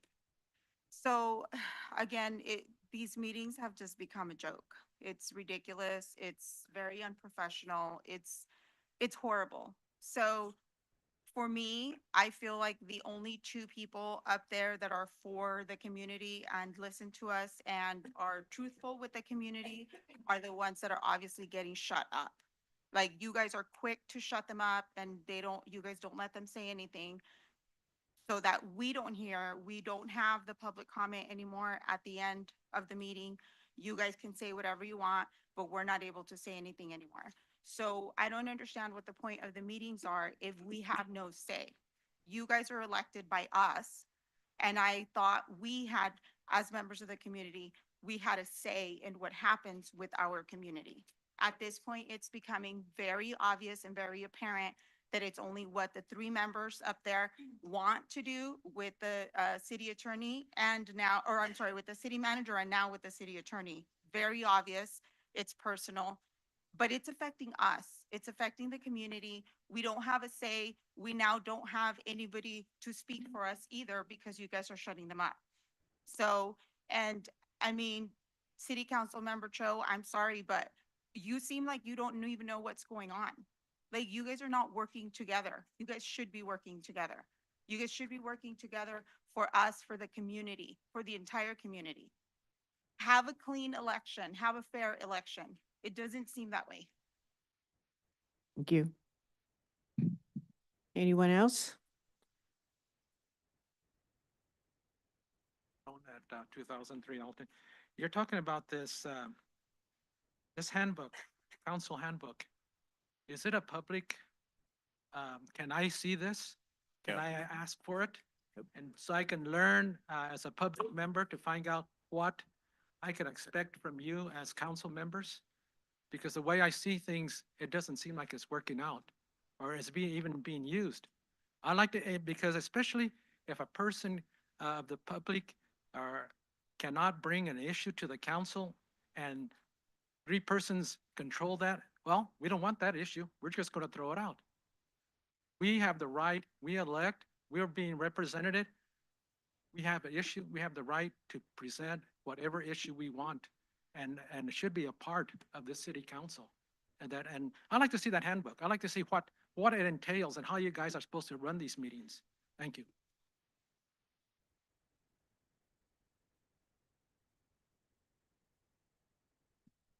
Anyone else? Okay, bring it back to the council. Anyone else here? Do you need to vote on this? Is there a motion? Need a motion on this? Well, there's a direction. It says to discuss and provide direction to staff regarding the amendment. And for me, I don't have any changes. I didn't see anything this time. And then I went through it with the revised version of January 2024, the Brown Act put on by the League of Cities. And so there's things on here, just to Councilmember Guerra's point is that anyone can put anything on the agenda and, we can get information from our constituents to see what they want us to put on the agenda. We can do that. We're not silencing anyone. We can, if we go out into the community and there's things that the community's saying that we need, then I think that we need to make a clear request of what it is that we're wanting to put on the agenda. If there's not a clear request of what is being asked for, then of course it's not going to be accepted. You know, for me, it's more of a, okay, what is the issue? It's not just going to affect, you know, if it's just going to affect your area, then, you know, say this is for my area. I want to make sure that I'm speaking for my residents and I want this be put on the agenda, then you do that. If it's going to affect the whole city and you want to, you know, make a clear statement that says, this is what I want to do, I want to see this on the agenda, not a problem. If you go back and see what it is that hasn't been approved, it's things like, and I'm just using an example, this is not something for any debate or anything, but it was, someone was asking about being able to foreclose on somebody's house if there was too many calls for service for drug deals. Like, we can't do that. We're not the bank. We're not, you know, that's a clear item that you can't do that. So why would I approve that if that's not something that, you know, I'm sure anyone here is not going to want the city to come and, I'm speaking, someone's not going to want to, you know, have the city of Selma come knocking on your door and say, I'm going to take over your house. Of course not, you know, so that's not an agenda item. If we're asking for clear things and we're asking for those things, then yeah, absolutely, we're going to consider that. But if it's something that, you know, it's not a clear direction of what you're needing, then of course we're not going to approve. Or at least for me, I can't speak for anyone else, but for me, I'm not going to approve it. So just to get clarification, I don't know what she's talking about.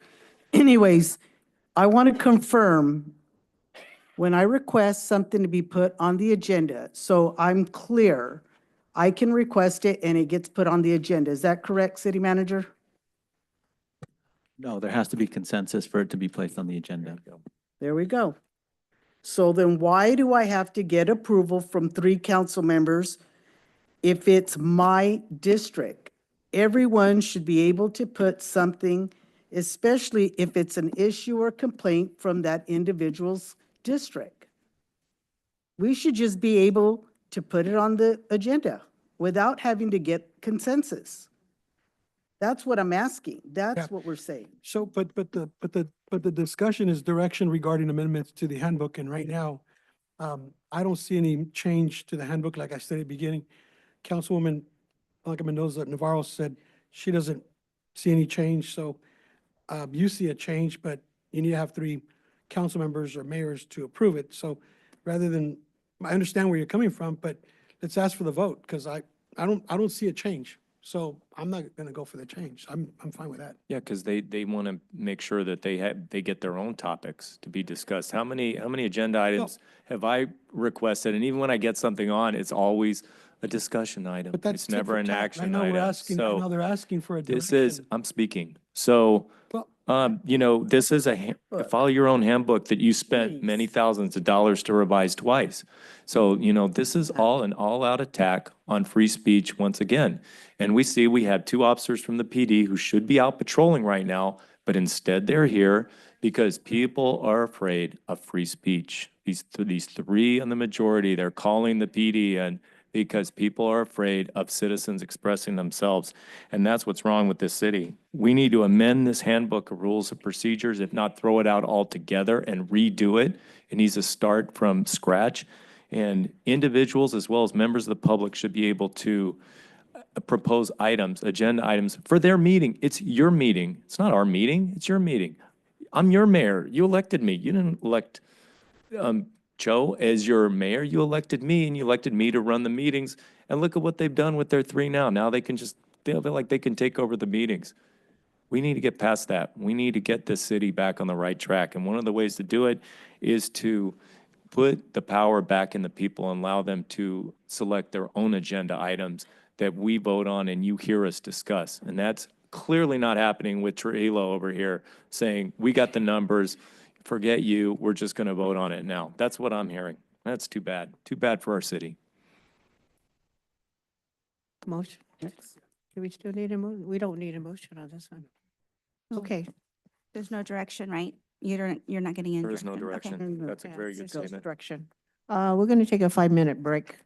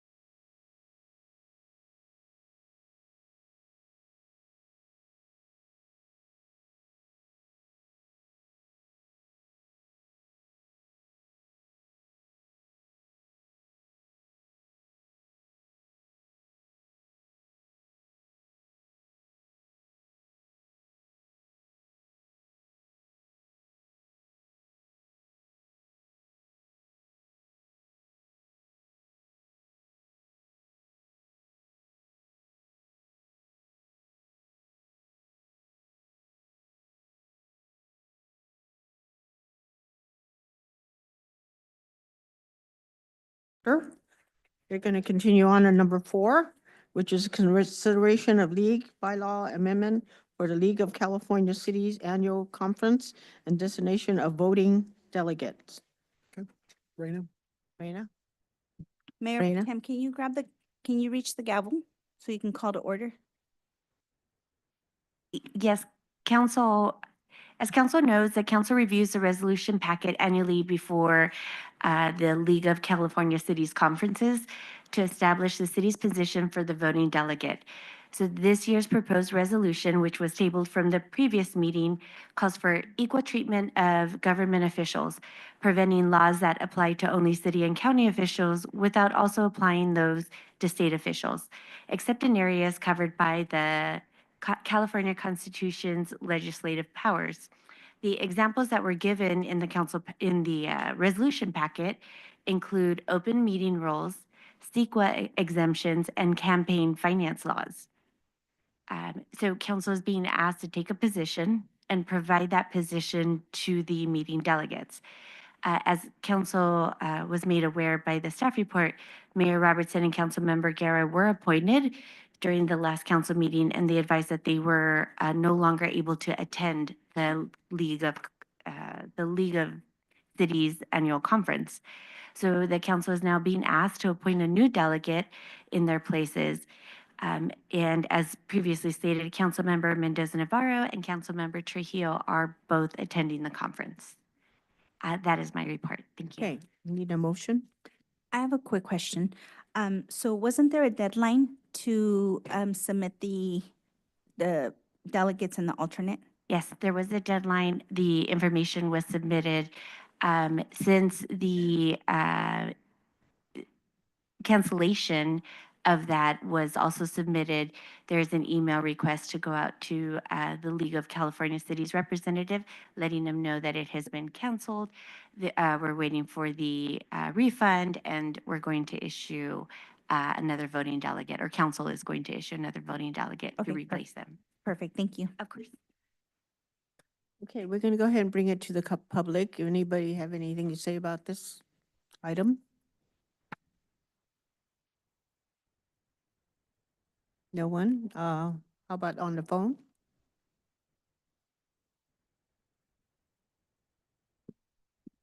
As a reminder to the caller online, please use your raise your hand feature and we will add you to the meeting queue. Okay. Mayor Pro Tem Cho, there are no hands raised at this time. Okay, back to council. Any I'll more? make a motion to approve, to appoint Blanca Mendoza Navarro as our delegate. Okay. Is that a second? I second. I guess I second it. Roll call? Councilmember Trujillo, Yes. Councilmember Mendoza Navarro, Yes. Councilmember Guerra, Yes. Mayor Pro Tem Cho, Yes. Mayor Robertson. Yes. Okay, Can I also get a motion? Thank I you. make a motion to appoint Councilmember Trujillo for the alternate. I'll second it. Councilmember Mendoza Navarro, Yes. Councilmember Trujillo, Yes. Councilmember Guerra, Yes. Mayor Pro Tem Cho, Yes. Mayor Robertson. Yes. All right, number Oh, 5, public Can I hearing. also get a motion? I'm sorry, go ahead, Megan.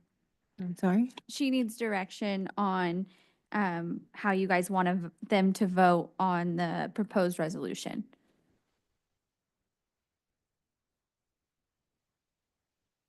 So I had questions on what the league was recommending, because going through this, it was a little bit confusing. Do you know if they were voting for, I think they were approving to go ahead and have all of the, I guess, candidates fall under the same campaign finances? There was 3 items, right, or 4 items? 4.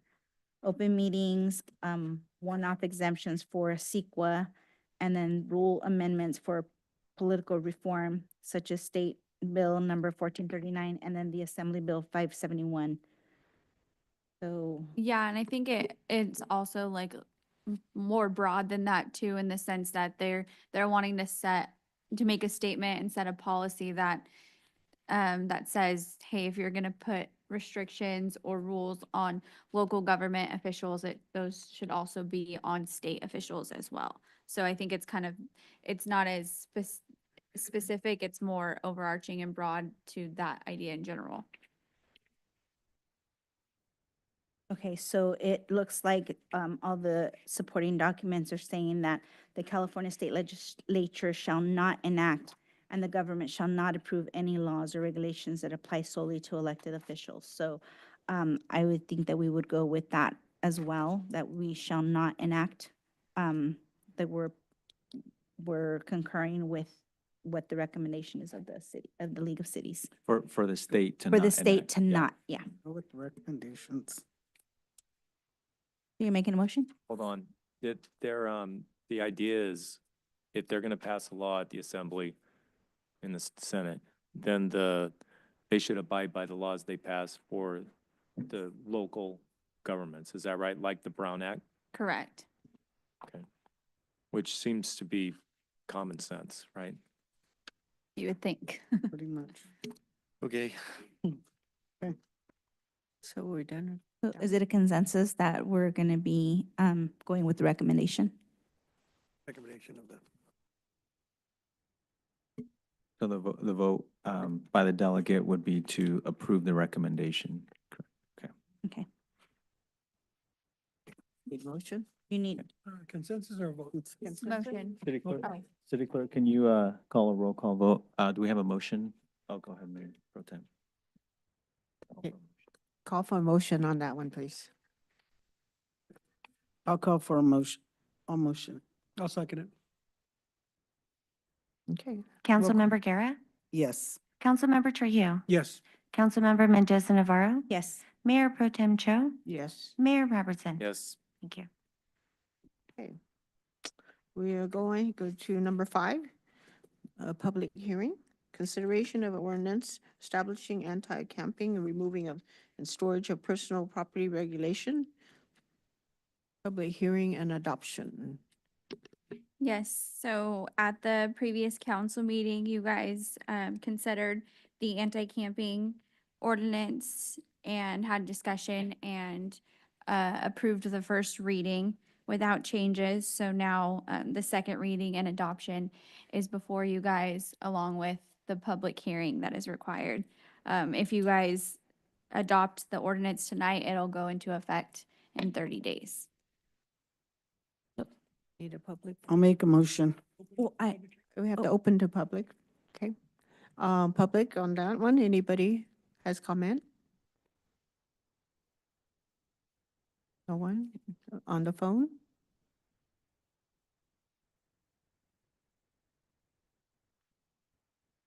As a reminder to the caller online, please use your raise your hand feature and we will add you to the meeting queue. Okay, Mayor Pro Tem Cho, at this time, I see no hands raised. okay, back to council, any more comments? I do, I actually, at the last meeting, I brought up the section 911-1 where it talks about sitting, lying, sleeping, or camping. This is in chapter 11. Sitting, lying, sleeping, or camping on a public place, including but not limited to sidewalks, streets, alleys, sensitive areas, or within driveways prohibited. So public places of bank, park.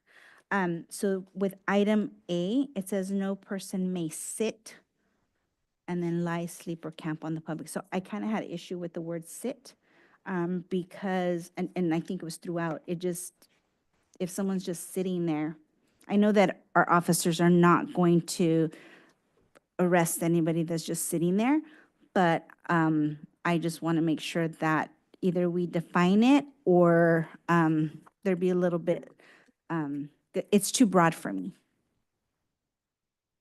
So when it comes to these ordinances, they're never going to be all encompassing. We really kind of lend that to the discretion of our officers and their perspective or what they're observing in the action. That said, you know, if someone's sitting and they have 2 bikes with trailers full of stuff, that is not within the ordinance. And those are kind of the things that we're trying to address. So that by having sitting in there, that allows us the latitude to deal with kind of those circumstances. And again, when just like many laws in the state of California, there's a lot of discretion that goes with them, their observations, how they document and write their reports. So I believe that sitting is in there to kind of allow us some latitude to deal with those events or situations. And thank you. And again, like I mentioned before, it was really hard for me to read this as a houser because it's like you're going to arrest people for being homeless, So that was my biggest worry, was that we were just going to be arresting everybody because they didn't have somewhere to live. So that was my. And again, I don't think this ordinance is really specific to the homeless, and I think I've said that in the past, just for clarification, Councilmember Navarro, is we don't specifically create laws to deal with just the homeless. If anyone is laying down in a park sleeping, that's not conducive to the environment we're trying to create for our community members. So whether they have a home, don't have a home, whether they live in town, whether they're traveling, if they're laying down sleeping in a park, we're going to ask them to please not do that. It's just not conducive to the environment we're trying to create in the atmosphere. Okay, thank you. Then with that, I don't have anything else.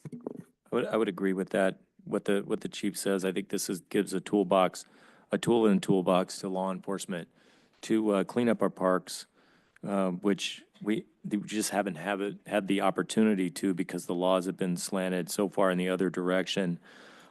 We have people who are absolutely not being kind. They say they're being kind by being housers or whatever, but they're just enabling. And we need to stop that in our city. And this is one more way we can show zero tolerance for people abusing the system in our city. People work hard here for what they have. I think I mentioned earlier that, and people have seen me since June on the streets, and I talked to someone whose son is homeless and has been told that he can't come back. And so he is potentially one of those who could be in the parks. Does PD want him in the park? No, it's not the right thing. That's not the kind thing. But the kind thing also is not just to say, I'm a houser, so he can just do whatever he wants and sit wherever he wants, because it's a verb to sit. I think the kind thing is to get that person help and get them permanent housing. And I think Selma, every time somebody gets cited for this, they need to be directed to a pilot program. They need to go to MAPS. They need to be able to have that resource, including drug and alcohol rehab. Is every person unhoused a drug addict? No. But it certainly is a cause of a lot of homelessness out there, and mental problems result from that. And we need to treat the problem. That's being kind. Unfortunately, we have to go through this ordinance for people to get help who otherwise wouldn't take that help. And so I'm proud of this ordinance tonight if it gets people help. And I'm also proud if the PD shuts down these drug houses in our city to cut off the supply, so we're no longer a host for this epidemic of homelessness in our city. I made a motion. Second. Okay. Roll call? Councilmember Guerra, Yes. Councilmember Trujillo, Yes. Councilmember Mendoza Navarro, Yes. Mayor Pro Tem Cho, Yes. Mayor Robertson. Yes.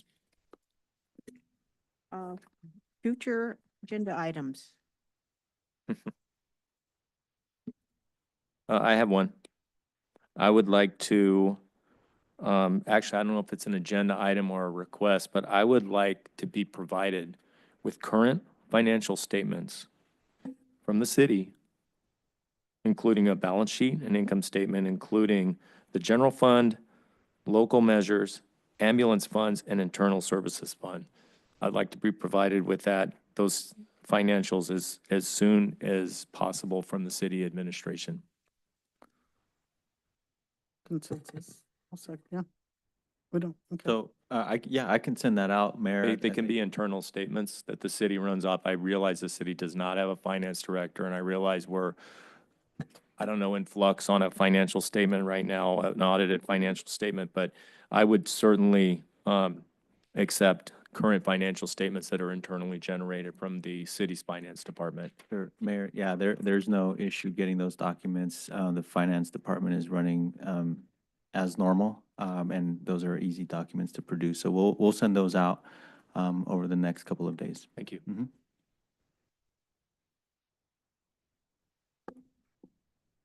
Anyone else? No?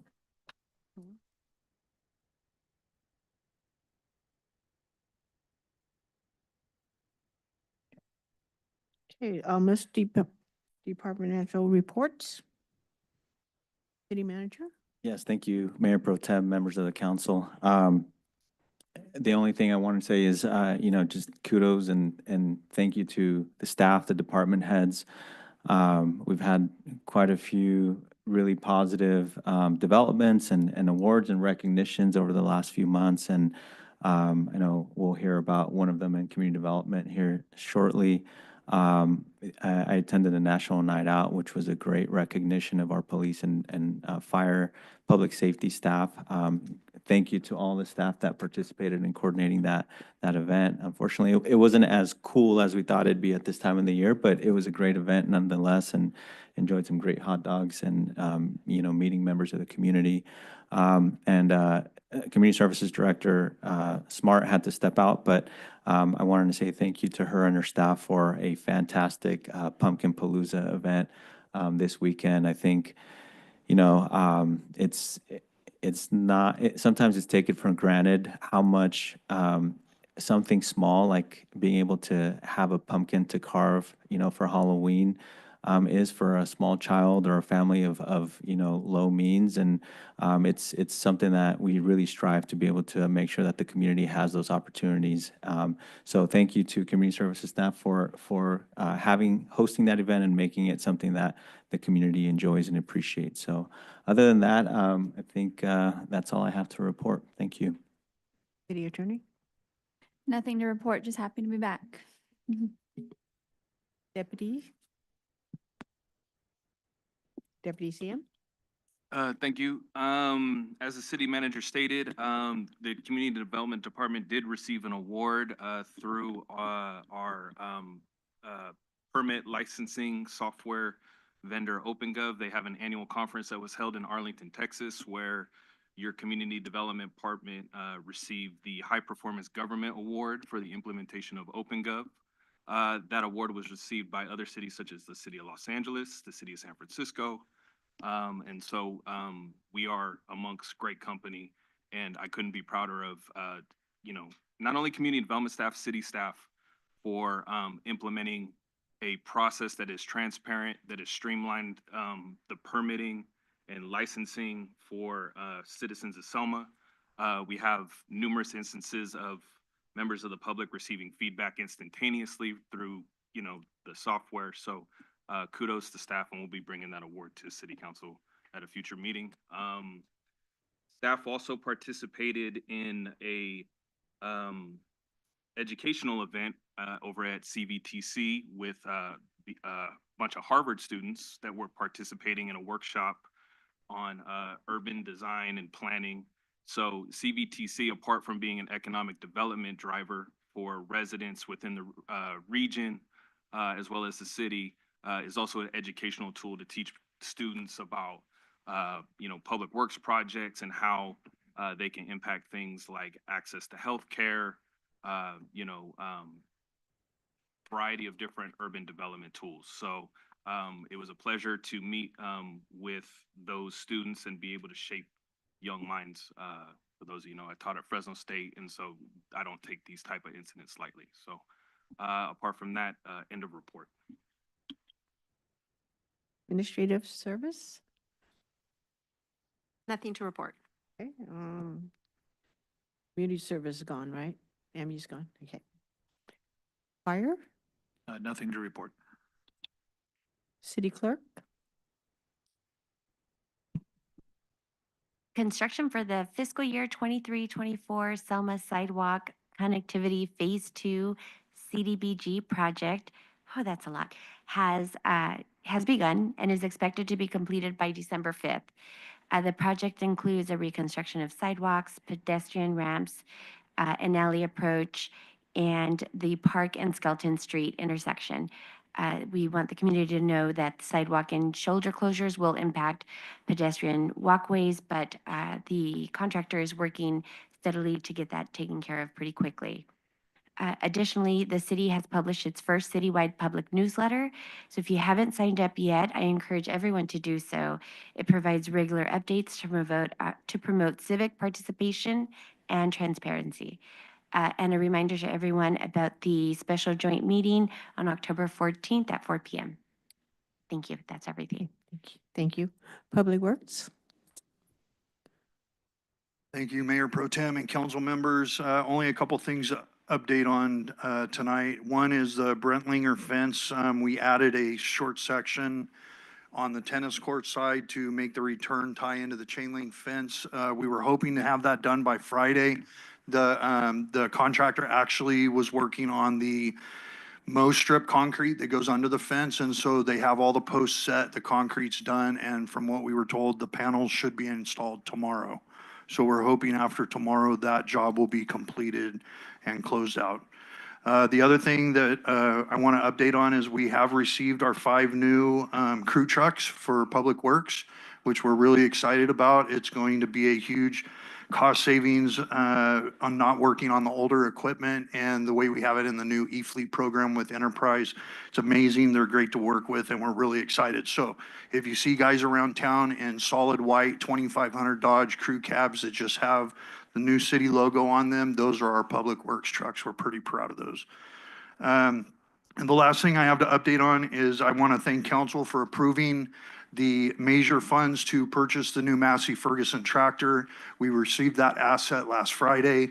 We're trying to get that into our fleet system, and you will soon be seeing that traveling up and down probably Whitson and around town on the ponds doing weed abatement. So I want to thank the council for approving that. That's all I have to update. Thank you. Animal Service? I'm going to cover animal services tonight, Okay. Councilmember Cho. Okay, I'm sorry, Mayor Pro Tem Cho. okay. All right, police then. Okay, so I've kind of been watching social media and listening to our community speak, and I can appreciate Second Chance Animal Shelter and all they did for the city of Selma. The reality is running a program of that size for our community is quite difficult. It requires a very well-experienced team. And, you know, for our volunteers, they really did do a phenomenal job for us. The reality is the city has grown, our needs have grown, and we have to evolve with that growth. That said, I know there's a lot of misinformation that's coming out. For after hours, our police department deals with emergent situations. Our reality is, though, if we're on other calls for service, we might not get to those calls as quickly as we like, and that's just the reality of it. Today, we were just hopping calls. I actually went to a few calls for service because there was someone's life was in peril, and that's just what we do at times. So even with our animal services, they're taking care of animals. That takes time, and we only have so much staff to go around. So that could delay our response. Also, they only have one phone number, and if they're busy caring for animals or out on a call, they might not be able to take that phone call. So I really find it unfair to kind of nitpick every time that they don't answer the phone call. That's just the reality of and logistics of running an operation. Also, the misinformation that's being spread when animal services posts, and I think our animal service division does a phenomenal job posting animals that are out for adoption, animals that need fostering, and then people responding with negative comments like we're just going to kill them. It really hurts our ability to get those animals out and adopted, which then creates more population for us. To that note, I know a lot of community members have mentioned that we also contract with the city of Kingsburg and the city of Fowler. When I was asked to take over this program, the only reason we did that was because those were contracts that were agreed upon with Second Chance Animal Shelter, and we want to be good neighbors. We want to work together because we all kind of have resources that can benefit one another. And to that note, the city of Kingsburg has a large amount of citizens that come and adopt animals out from our shelter. Unfortunately, we don't have a lot of people from the city of Selma that adopt animals from our community. Our community services, our animal services do a great job of getting animals outside of the region for adoption to help keep that population low. So again, I would ask and really, really encourage our community of Selma that if they're concerned about the amount of population that are in our service and in our care, that they come and adopt animals. It's very simple. We kind of go above and beyond to get animals spayed and neutered and to make sure that they're healthy and they have great temperaments so that we can adopt them out.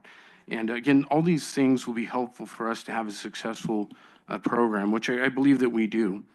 And to that note, no program, no issue is ever perfect. There's always concerns. We always strive to be better. I mean, that's just what good people do. That's what good organizations do. And I really want to speak to the work of Terry Rockhold and her staff. And again, their care, their compassion, their experience brings so much to the city of Selma. And I would hate to lose that because, you don't have to say thank you, but you don't have to be negative with them either. I believe that we're all in this together. It's our community. It's our community, and we all working to create the best that we can. So that said, we're next council meeting, we're going to put out data. We'll put how many animals we euthanize, but I'm going to kind of just let you know that the decision to euthanize an animal is a result of a comprehensive assessment that includes the health, the temperament, the animal's aggression, bite history, kennel stress, security, and staff risk. Those are all factors that go into the decisions that we have to make.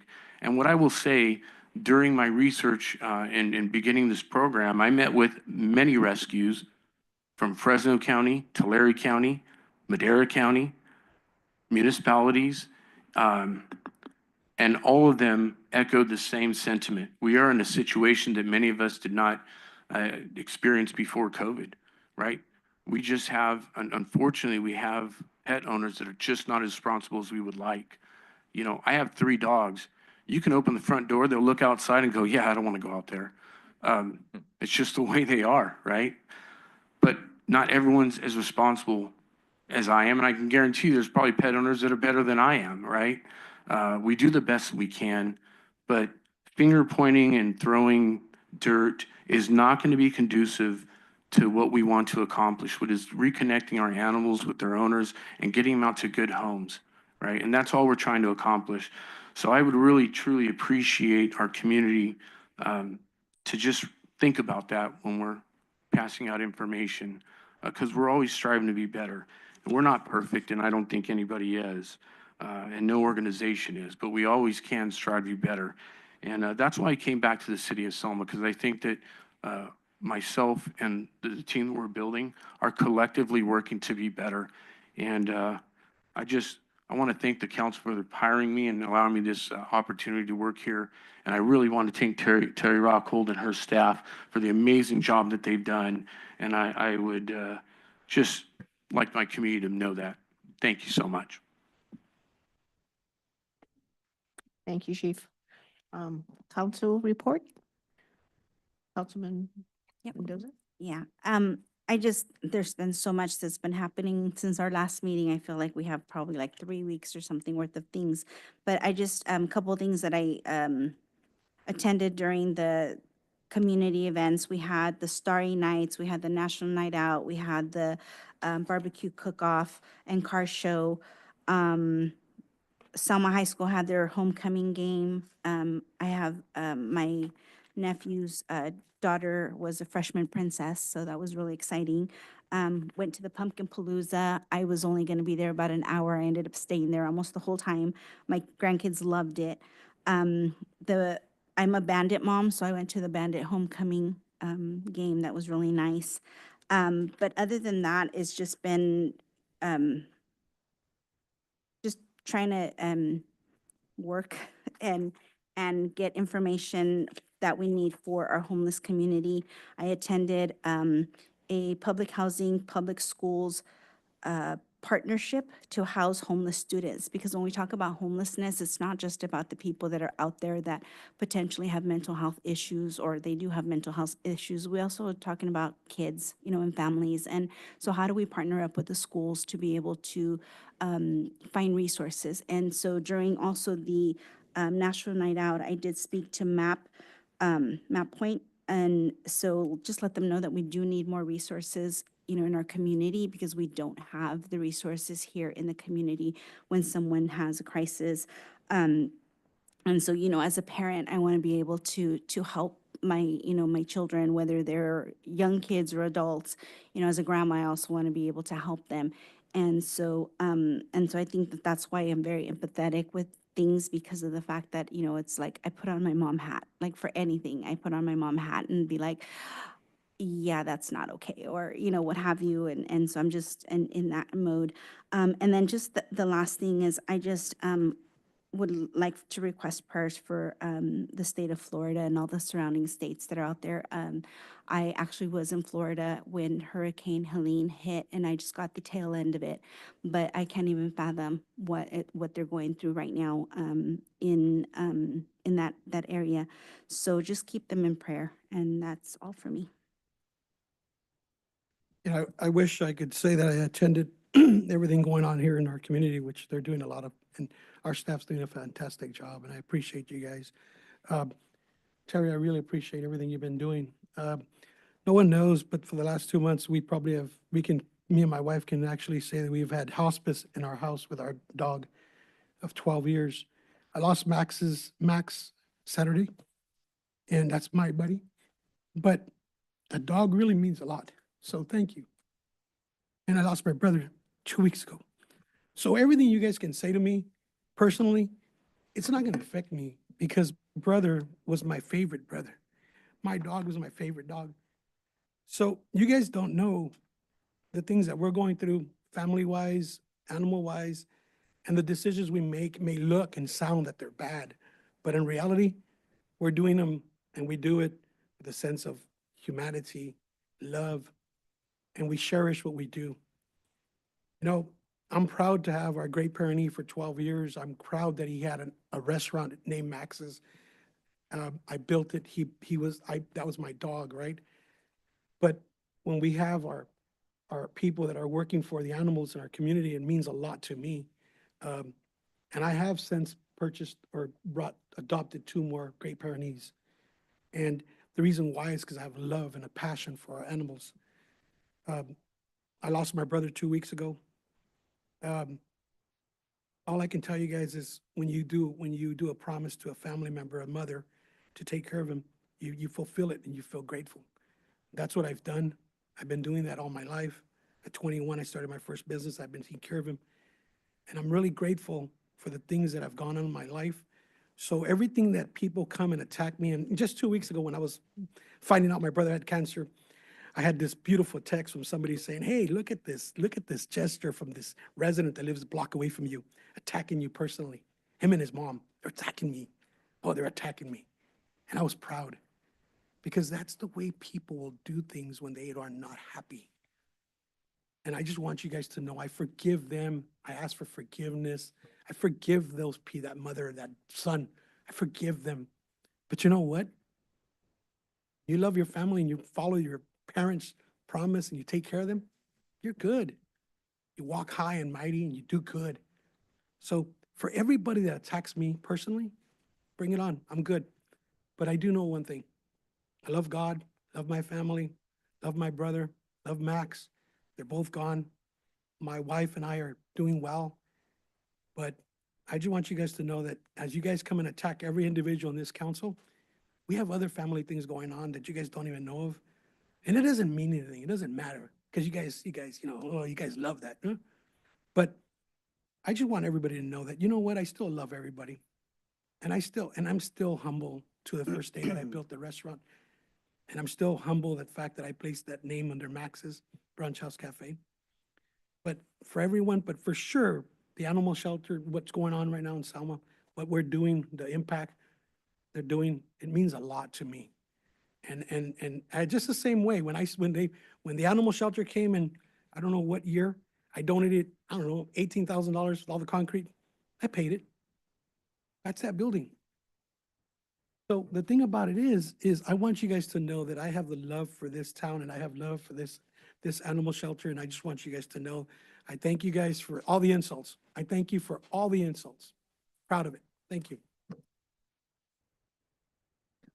Council Guerra? First and foremost, I'd like to sincerely give my deepest condolences to you, Councilmember Trujillo, for your loss. And my prayers are with you and your family. I want to say I did attend the National Night Out. I did take a tour with the FCTRA, the Fresno County Tour Transit Agency, which is amazing. I mean, now from what we saw the first time for the, with the groundbreaking and now to what it looks like, it's really a great facility and I'm so proud. I can't wait till it's completely done. It should be done, I believe, in April. So we have something to really look forward to. And then on Saturday, I did go and we went to Riley's Brewery, Tap House and Eats, and it is amazing. Great food, great beers. So if everyone gets a chance, please support our local businesses. These guys are really trying hard and it's an amazing place, really good. The other thing, I just have a follow-up in regards to the lights that are next to our building. I know it's going on 3 months and I've mentioned it to you folks. I think 2 months ago, I mentioned it to our city assistant, deputy city manager, and then our director. I just was wondering when those lights are going to come on or get put back on. So I mentioned in the last meeting when that was brought up that the asset that we use to work on those lights, our boom truck, is currently being rebuilt at Alltech Industries in Bakersfield. So in light of going out and renting equipment to do that work, we're just waiting on the return of that asset. We have communicated last week with them, and good news is actually we're getting it done for a little bit cheaper than what we thought. But until we receive that asset back, unfortunately, some of the light issues we're having are going to remain. Okay. As soon as we get that back, we have a list of lights that we need to take care of. Oh, okay. Yes. I did attend the play. That was a great play. And I'm just wondering because at nighttime, that light, it helps. I mean, that the parking is there. And I'm just concerned for the citizens and the children that park there. Yeah. So, Public Works Director, is there a timeline on when we might get that asset back? They're saying by the end of the month. oh, okay. And then also I just wanted to know about the crosswalks. If you see the crosswalks, they really need to be redone because the one from our building to Fox Drugs, that one is completely gone. So I was just wondering if they're going to repaint or resurface that. Yeah, I'll give you the opportunity right now, Public Works Director. I just wanted to say that Director Hahn has mentioned to me his plan to address some of the striping issues. We recently bought equipment that would allow us to restripe. Actually, I think we had a comment from the public about 2nd Street, which is something that we've talked about. Director Hahn, if you have a timeline as to those particular areas on downtown as well. So we're hoping to start striping by the end of the month as well. The goal is to try to get the street signs replaced in District 4. And then we're going to lead right into striping, starting from the first area that we did. We've got 3 districts done. So we'll fall back to the original area that we replaced signs at the beginning of the year and start striping there and move right back through till we get through District 4. And yes, to city manager's comment about the previous public comment, 2nd Street between Whitson and Tucker is definitely on mine and the city manager or the city engineer's radar. But we are looking at design issues with the way that tapers. So we are definitely looking at that area. That's been on the radar for a couple of months. We're just trying to work through engineering and how we want to actually have that designed for striping to make it safe for everybody. Okay, and then my last comment will be is that the Tejano concert is still going to be on. They are still going to have it. And I am selling tickets at my office like I normally do. So just wanted to inform the citizens in our community that everyone is welcome. And, you know, it's still going to go on. Okay, thank you. I had lunch at the New Riley's Restaurant, good food, good atmosphere. I was honored to give the welcoming remarks at the American Cancer Society Savor the Flavor fundraiser on Saturday after a full day of going door to door and talking to the people of Selma.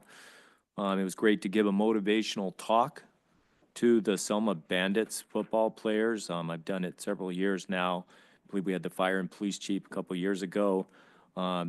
The commitment of the coaches, players, and parents was on display, and it's just amazing. Thank you to Tony Valenzuela in his 32nd year as the Bandits founder, and he's there for all the practices. Attended the Adams Family Play at the Selma Arts Center. I attended a Council of Governments meeting, and I attended a Fresno County Rural Transit Authority meeting, and I attended a Safe Routes to School meeting. Very exciting. I will definitely keep the people informed as to what's happening on that Safe Routes to School, because it's really important work that we're doing, and we definitely need it. I had a question for the city manager. The Caltrans at the COG meeting, Caltrans rep said the environmental cleared on September 3rd of 2024 for the stoplights at Dinuba and McCall. Now the city must secure the right of way. Where's the city in that process of putting in the stoplights which have been paid for? Yeah, our deputy city manager can address that question there. So, Fresno COG and Caltrans just released the funding. So we're going through the appraisal process of those rights of way, and we'll be going out because they released the funding in phases. So we finished the environmental. Now they release the funding for right of way before we can begin construction, because we don't have all the sections of right of way for the intersection. So And what's the timeline for that?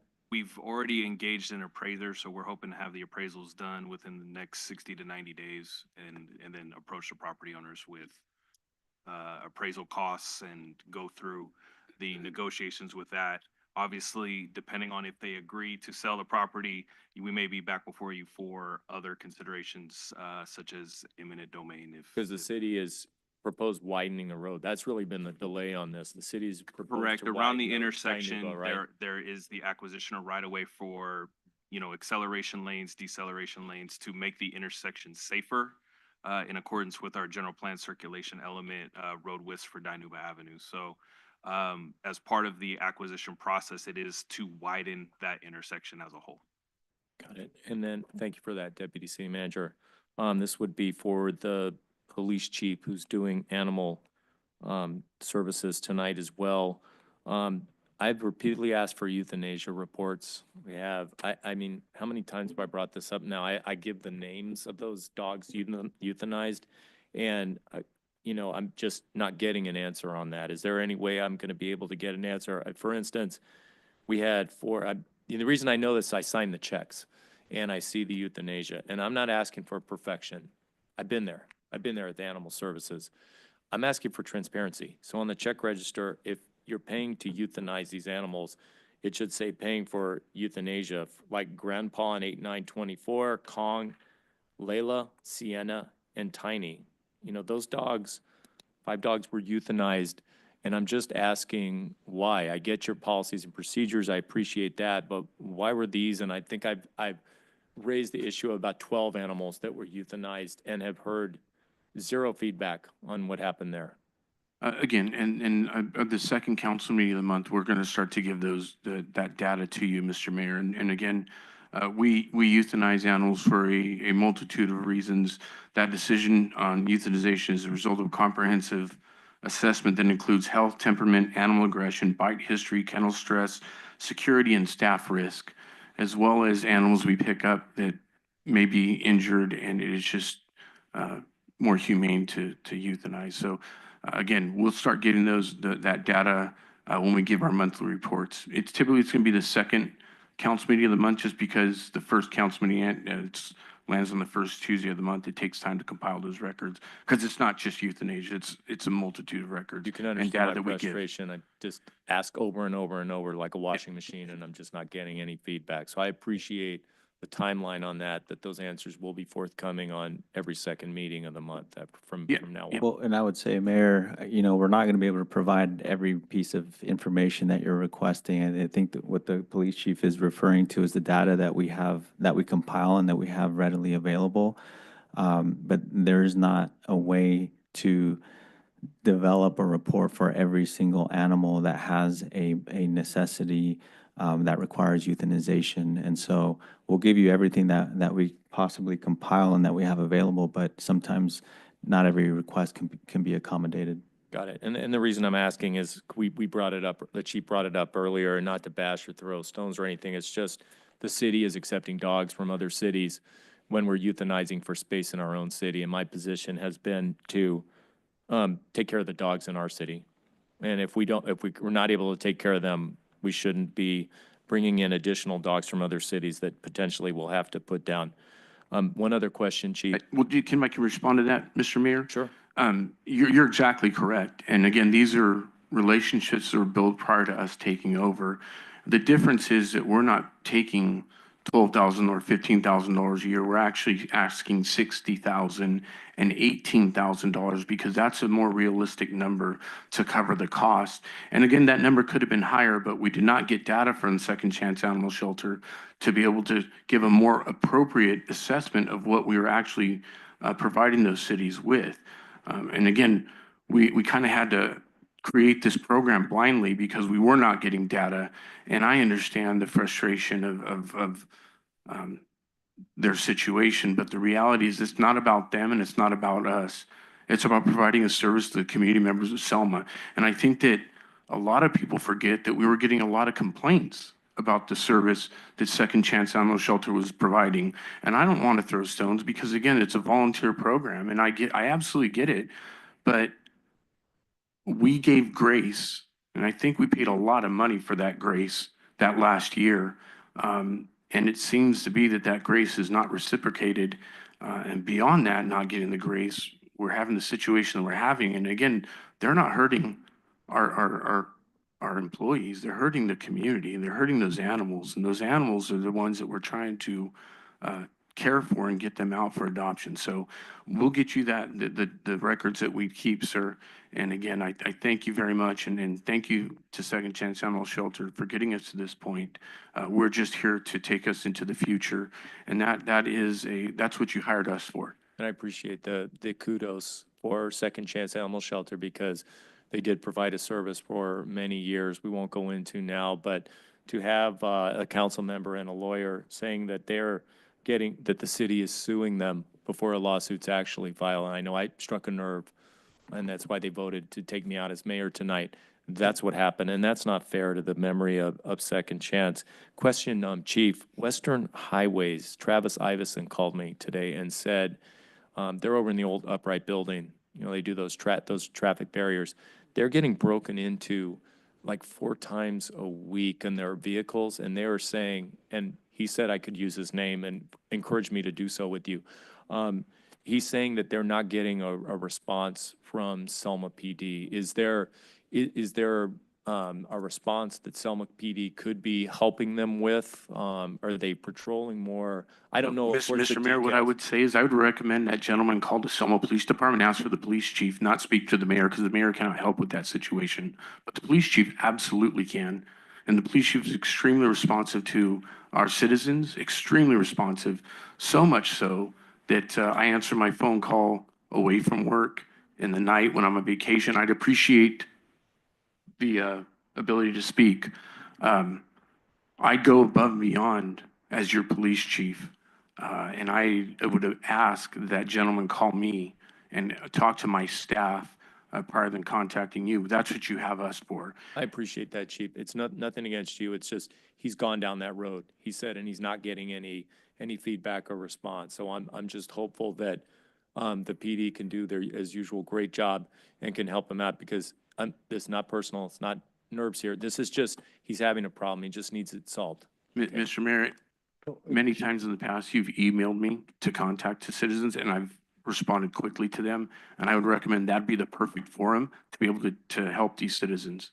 Thank Right. you so much. He contacted me at the end, so that didn't have time for that. And I also work a full-time job. So sometimes I'm not able to send out emails. Sometimes that's why we have these meetings, to be able to communicate with the department heads. So Mayor, thank you Mayor, for that. I would ask if there is an issue from someone in the community, especially a business owner that is, could impact their operations. I think that's something that we would appreciate communication from you as early as possible rather than during a council meeting so that we can address it as efficiently as possible. I Right, think. and my input is so Which that you is can our take typical, care of and that. So I appreciate Mayor, I your wasn't input. finished. And that is something that we would request with not just the police department, but every department. If there's a complaint, if there is a question about how we're responding to services in the community or not being responsive, that's my job. And that's why the municipal code calls for you to refer those issues to me. And so that'd be great if you could just direct those as Yeah, quickly as you at get a them. meeting, Thank you. sure, these inquiries can be addressed to any department head and any member of the city staff. That's why we have our meetings. So thank you for that. I also toured the Fresno County Rural Transit Authority's new maintenance facility with Congressman Jim Costa and the Director Moses Stites and Councilmember Sarah Guerra. I would encourage everyone to come out to the debate on Thursday, where the questions are randomly asked by you, the public. No one controls it. Let's have everybody out there, all the candidates. Everybody should come out there so the people can see them.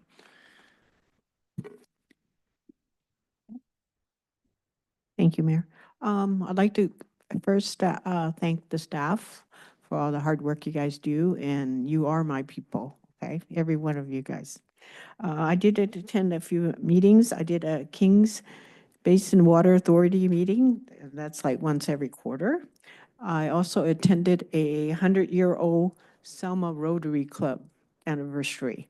So I think anybody that makes it to 100 years should get something from the city. Hint. I attended a cohort 14, which is started in October 2020, and since then it's like 223 graduates, and 42 of them actually are from Selma. So it's very intense training, 3 months of carpentry, mason, electrician, and other specialty. So, and this class I attended was 17 in the class, and 3 of them are women. So that was pretty cool. Attended a meeting called Central Point District. Used to be called the 5 Cities. Now it has 7 cities, so it had to change the name, I think. So basically it's Reedley, Sanger, Selma, Kingsburg, Fowler, Orange Cove, and Parlier, and then County of Fresno also has a seat. Attended a National Night Out. That was kind of neat to see our officers and our fire people out there. It was really neat. And I met a young group of kids. I guess they're from the high school. It's called Justice. Let's see, Justice. Let's see, was it just, what is it called? Community. I know, I blew that. They were out there serving our hot dogs. And what I'm going to do, we have a pack fight coming up in October 27. We're going to get some tickets. Also on the side I'm going to go ahead and invite the whole class to be able to see the fights. So that'd be something unique for them. And then we have some Boys and Girls Club also coming to this fight. So that's our thing. Central Valley Lioness Lions Club have the Chili Verde coming up. So I'll be seeing you guys soon. It'll be October the 28th. And don't forget our band, Selma Rotary Band Festival is also October 26th. So that weekend is very busy. So, and that's it. Thank you, everybody, for coming. Good night.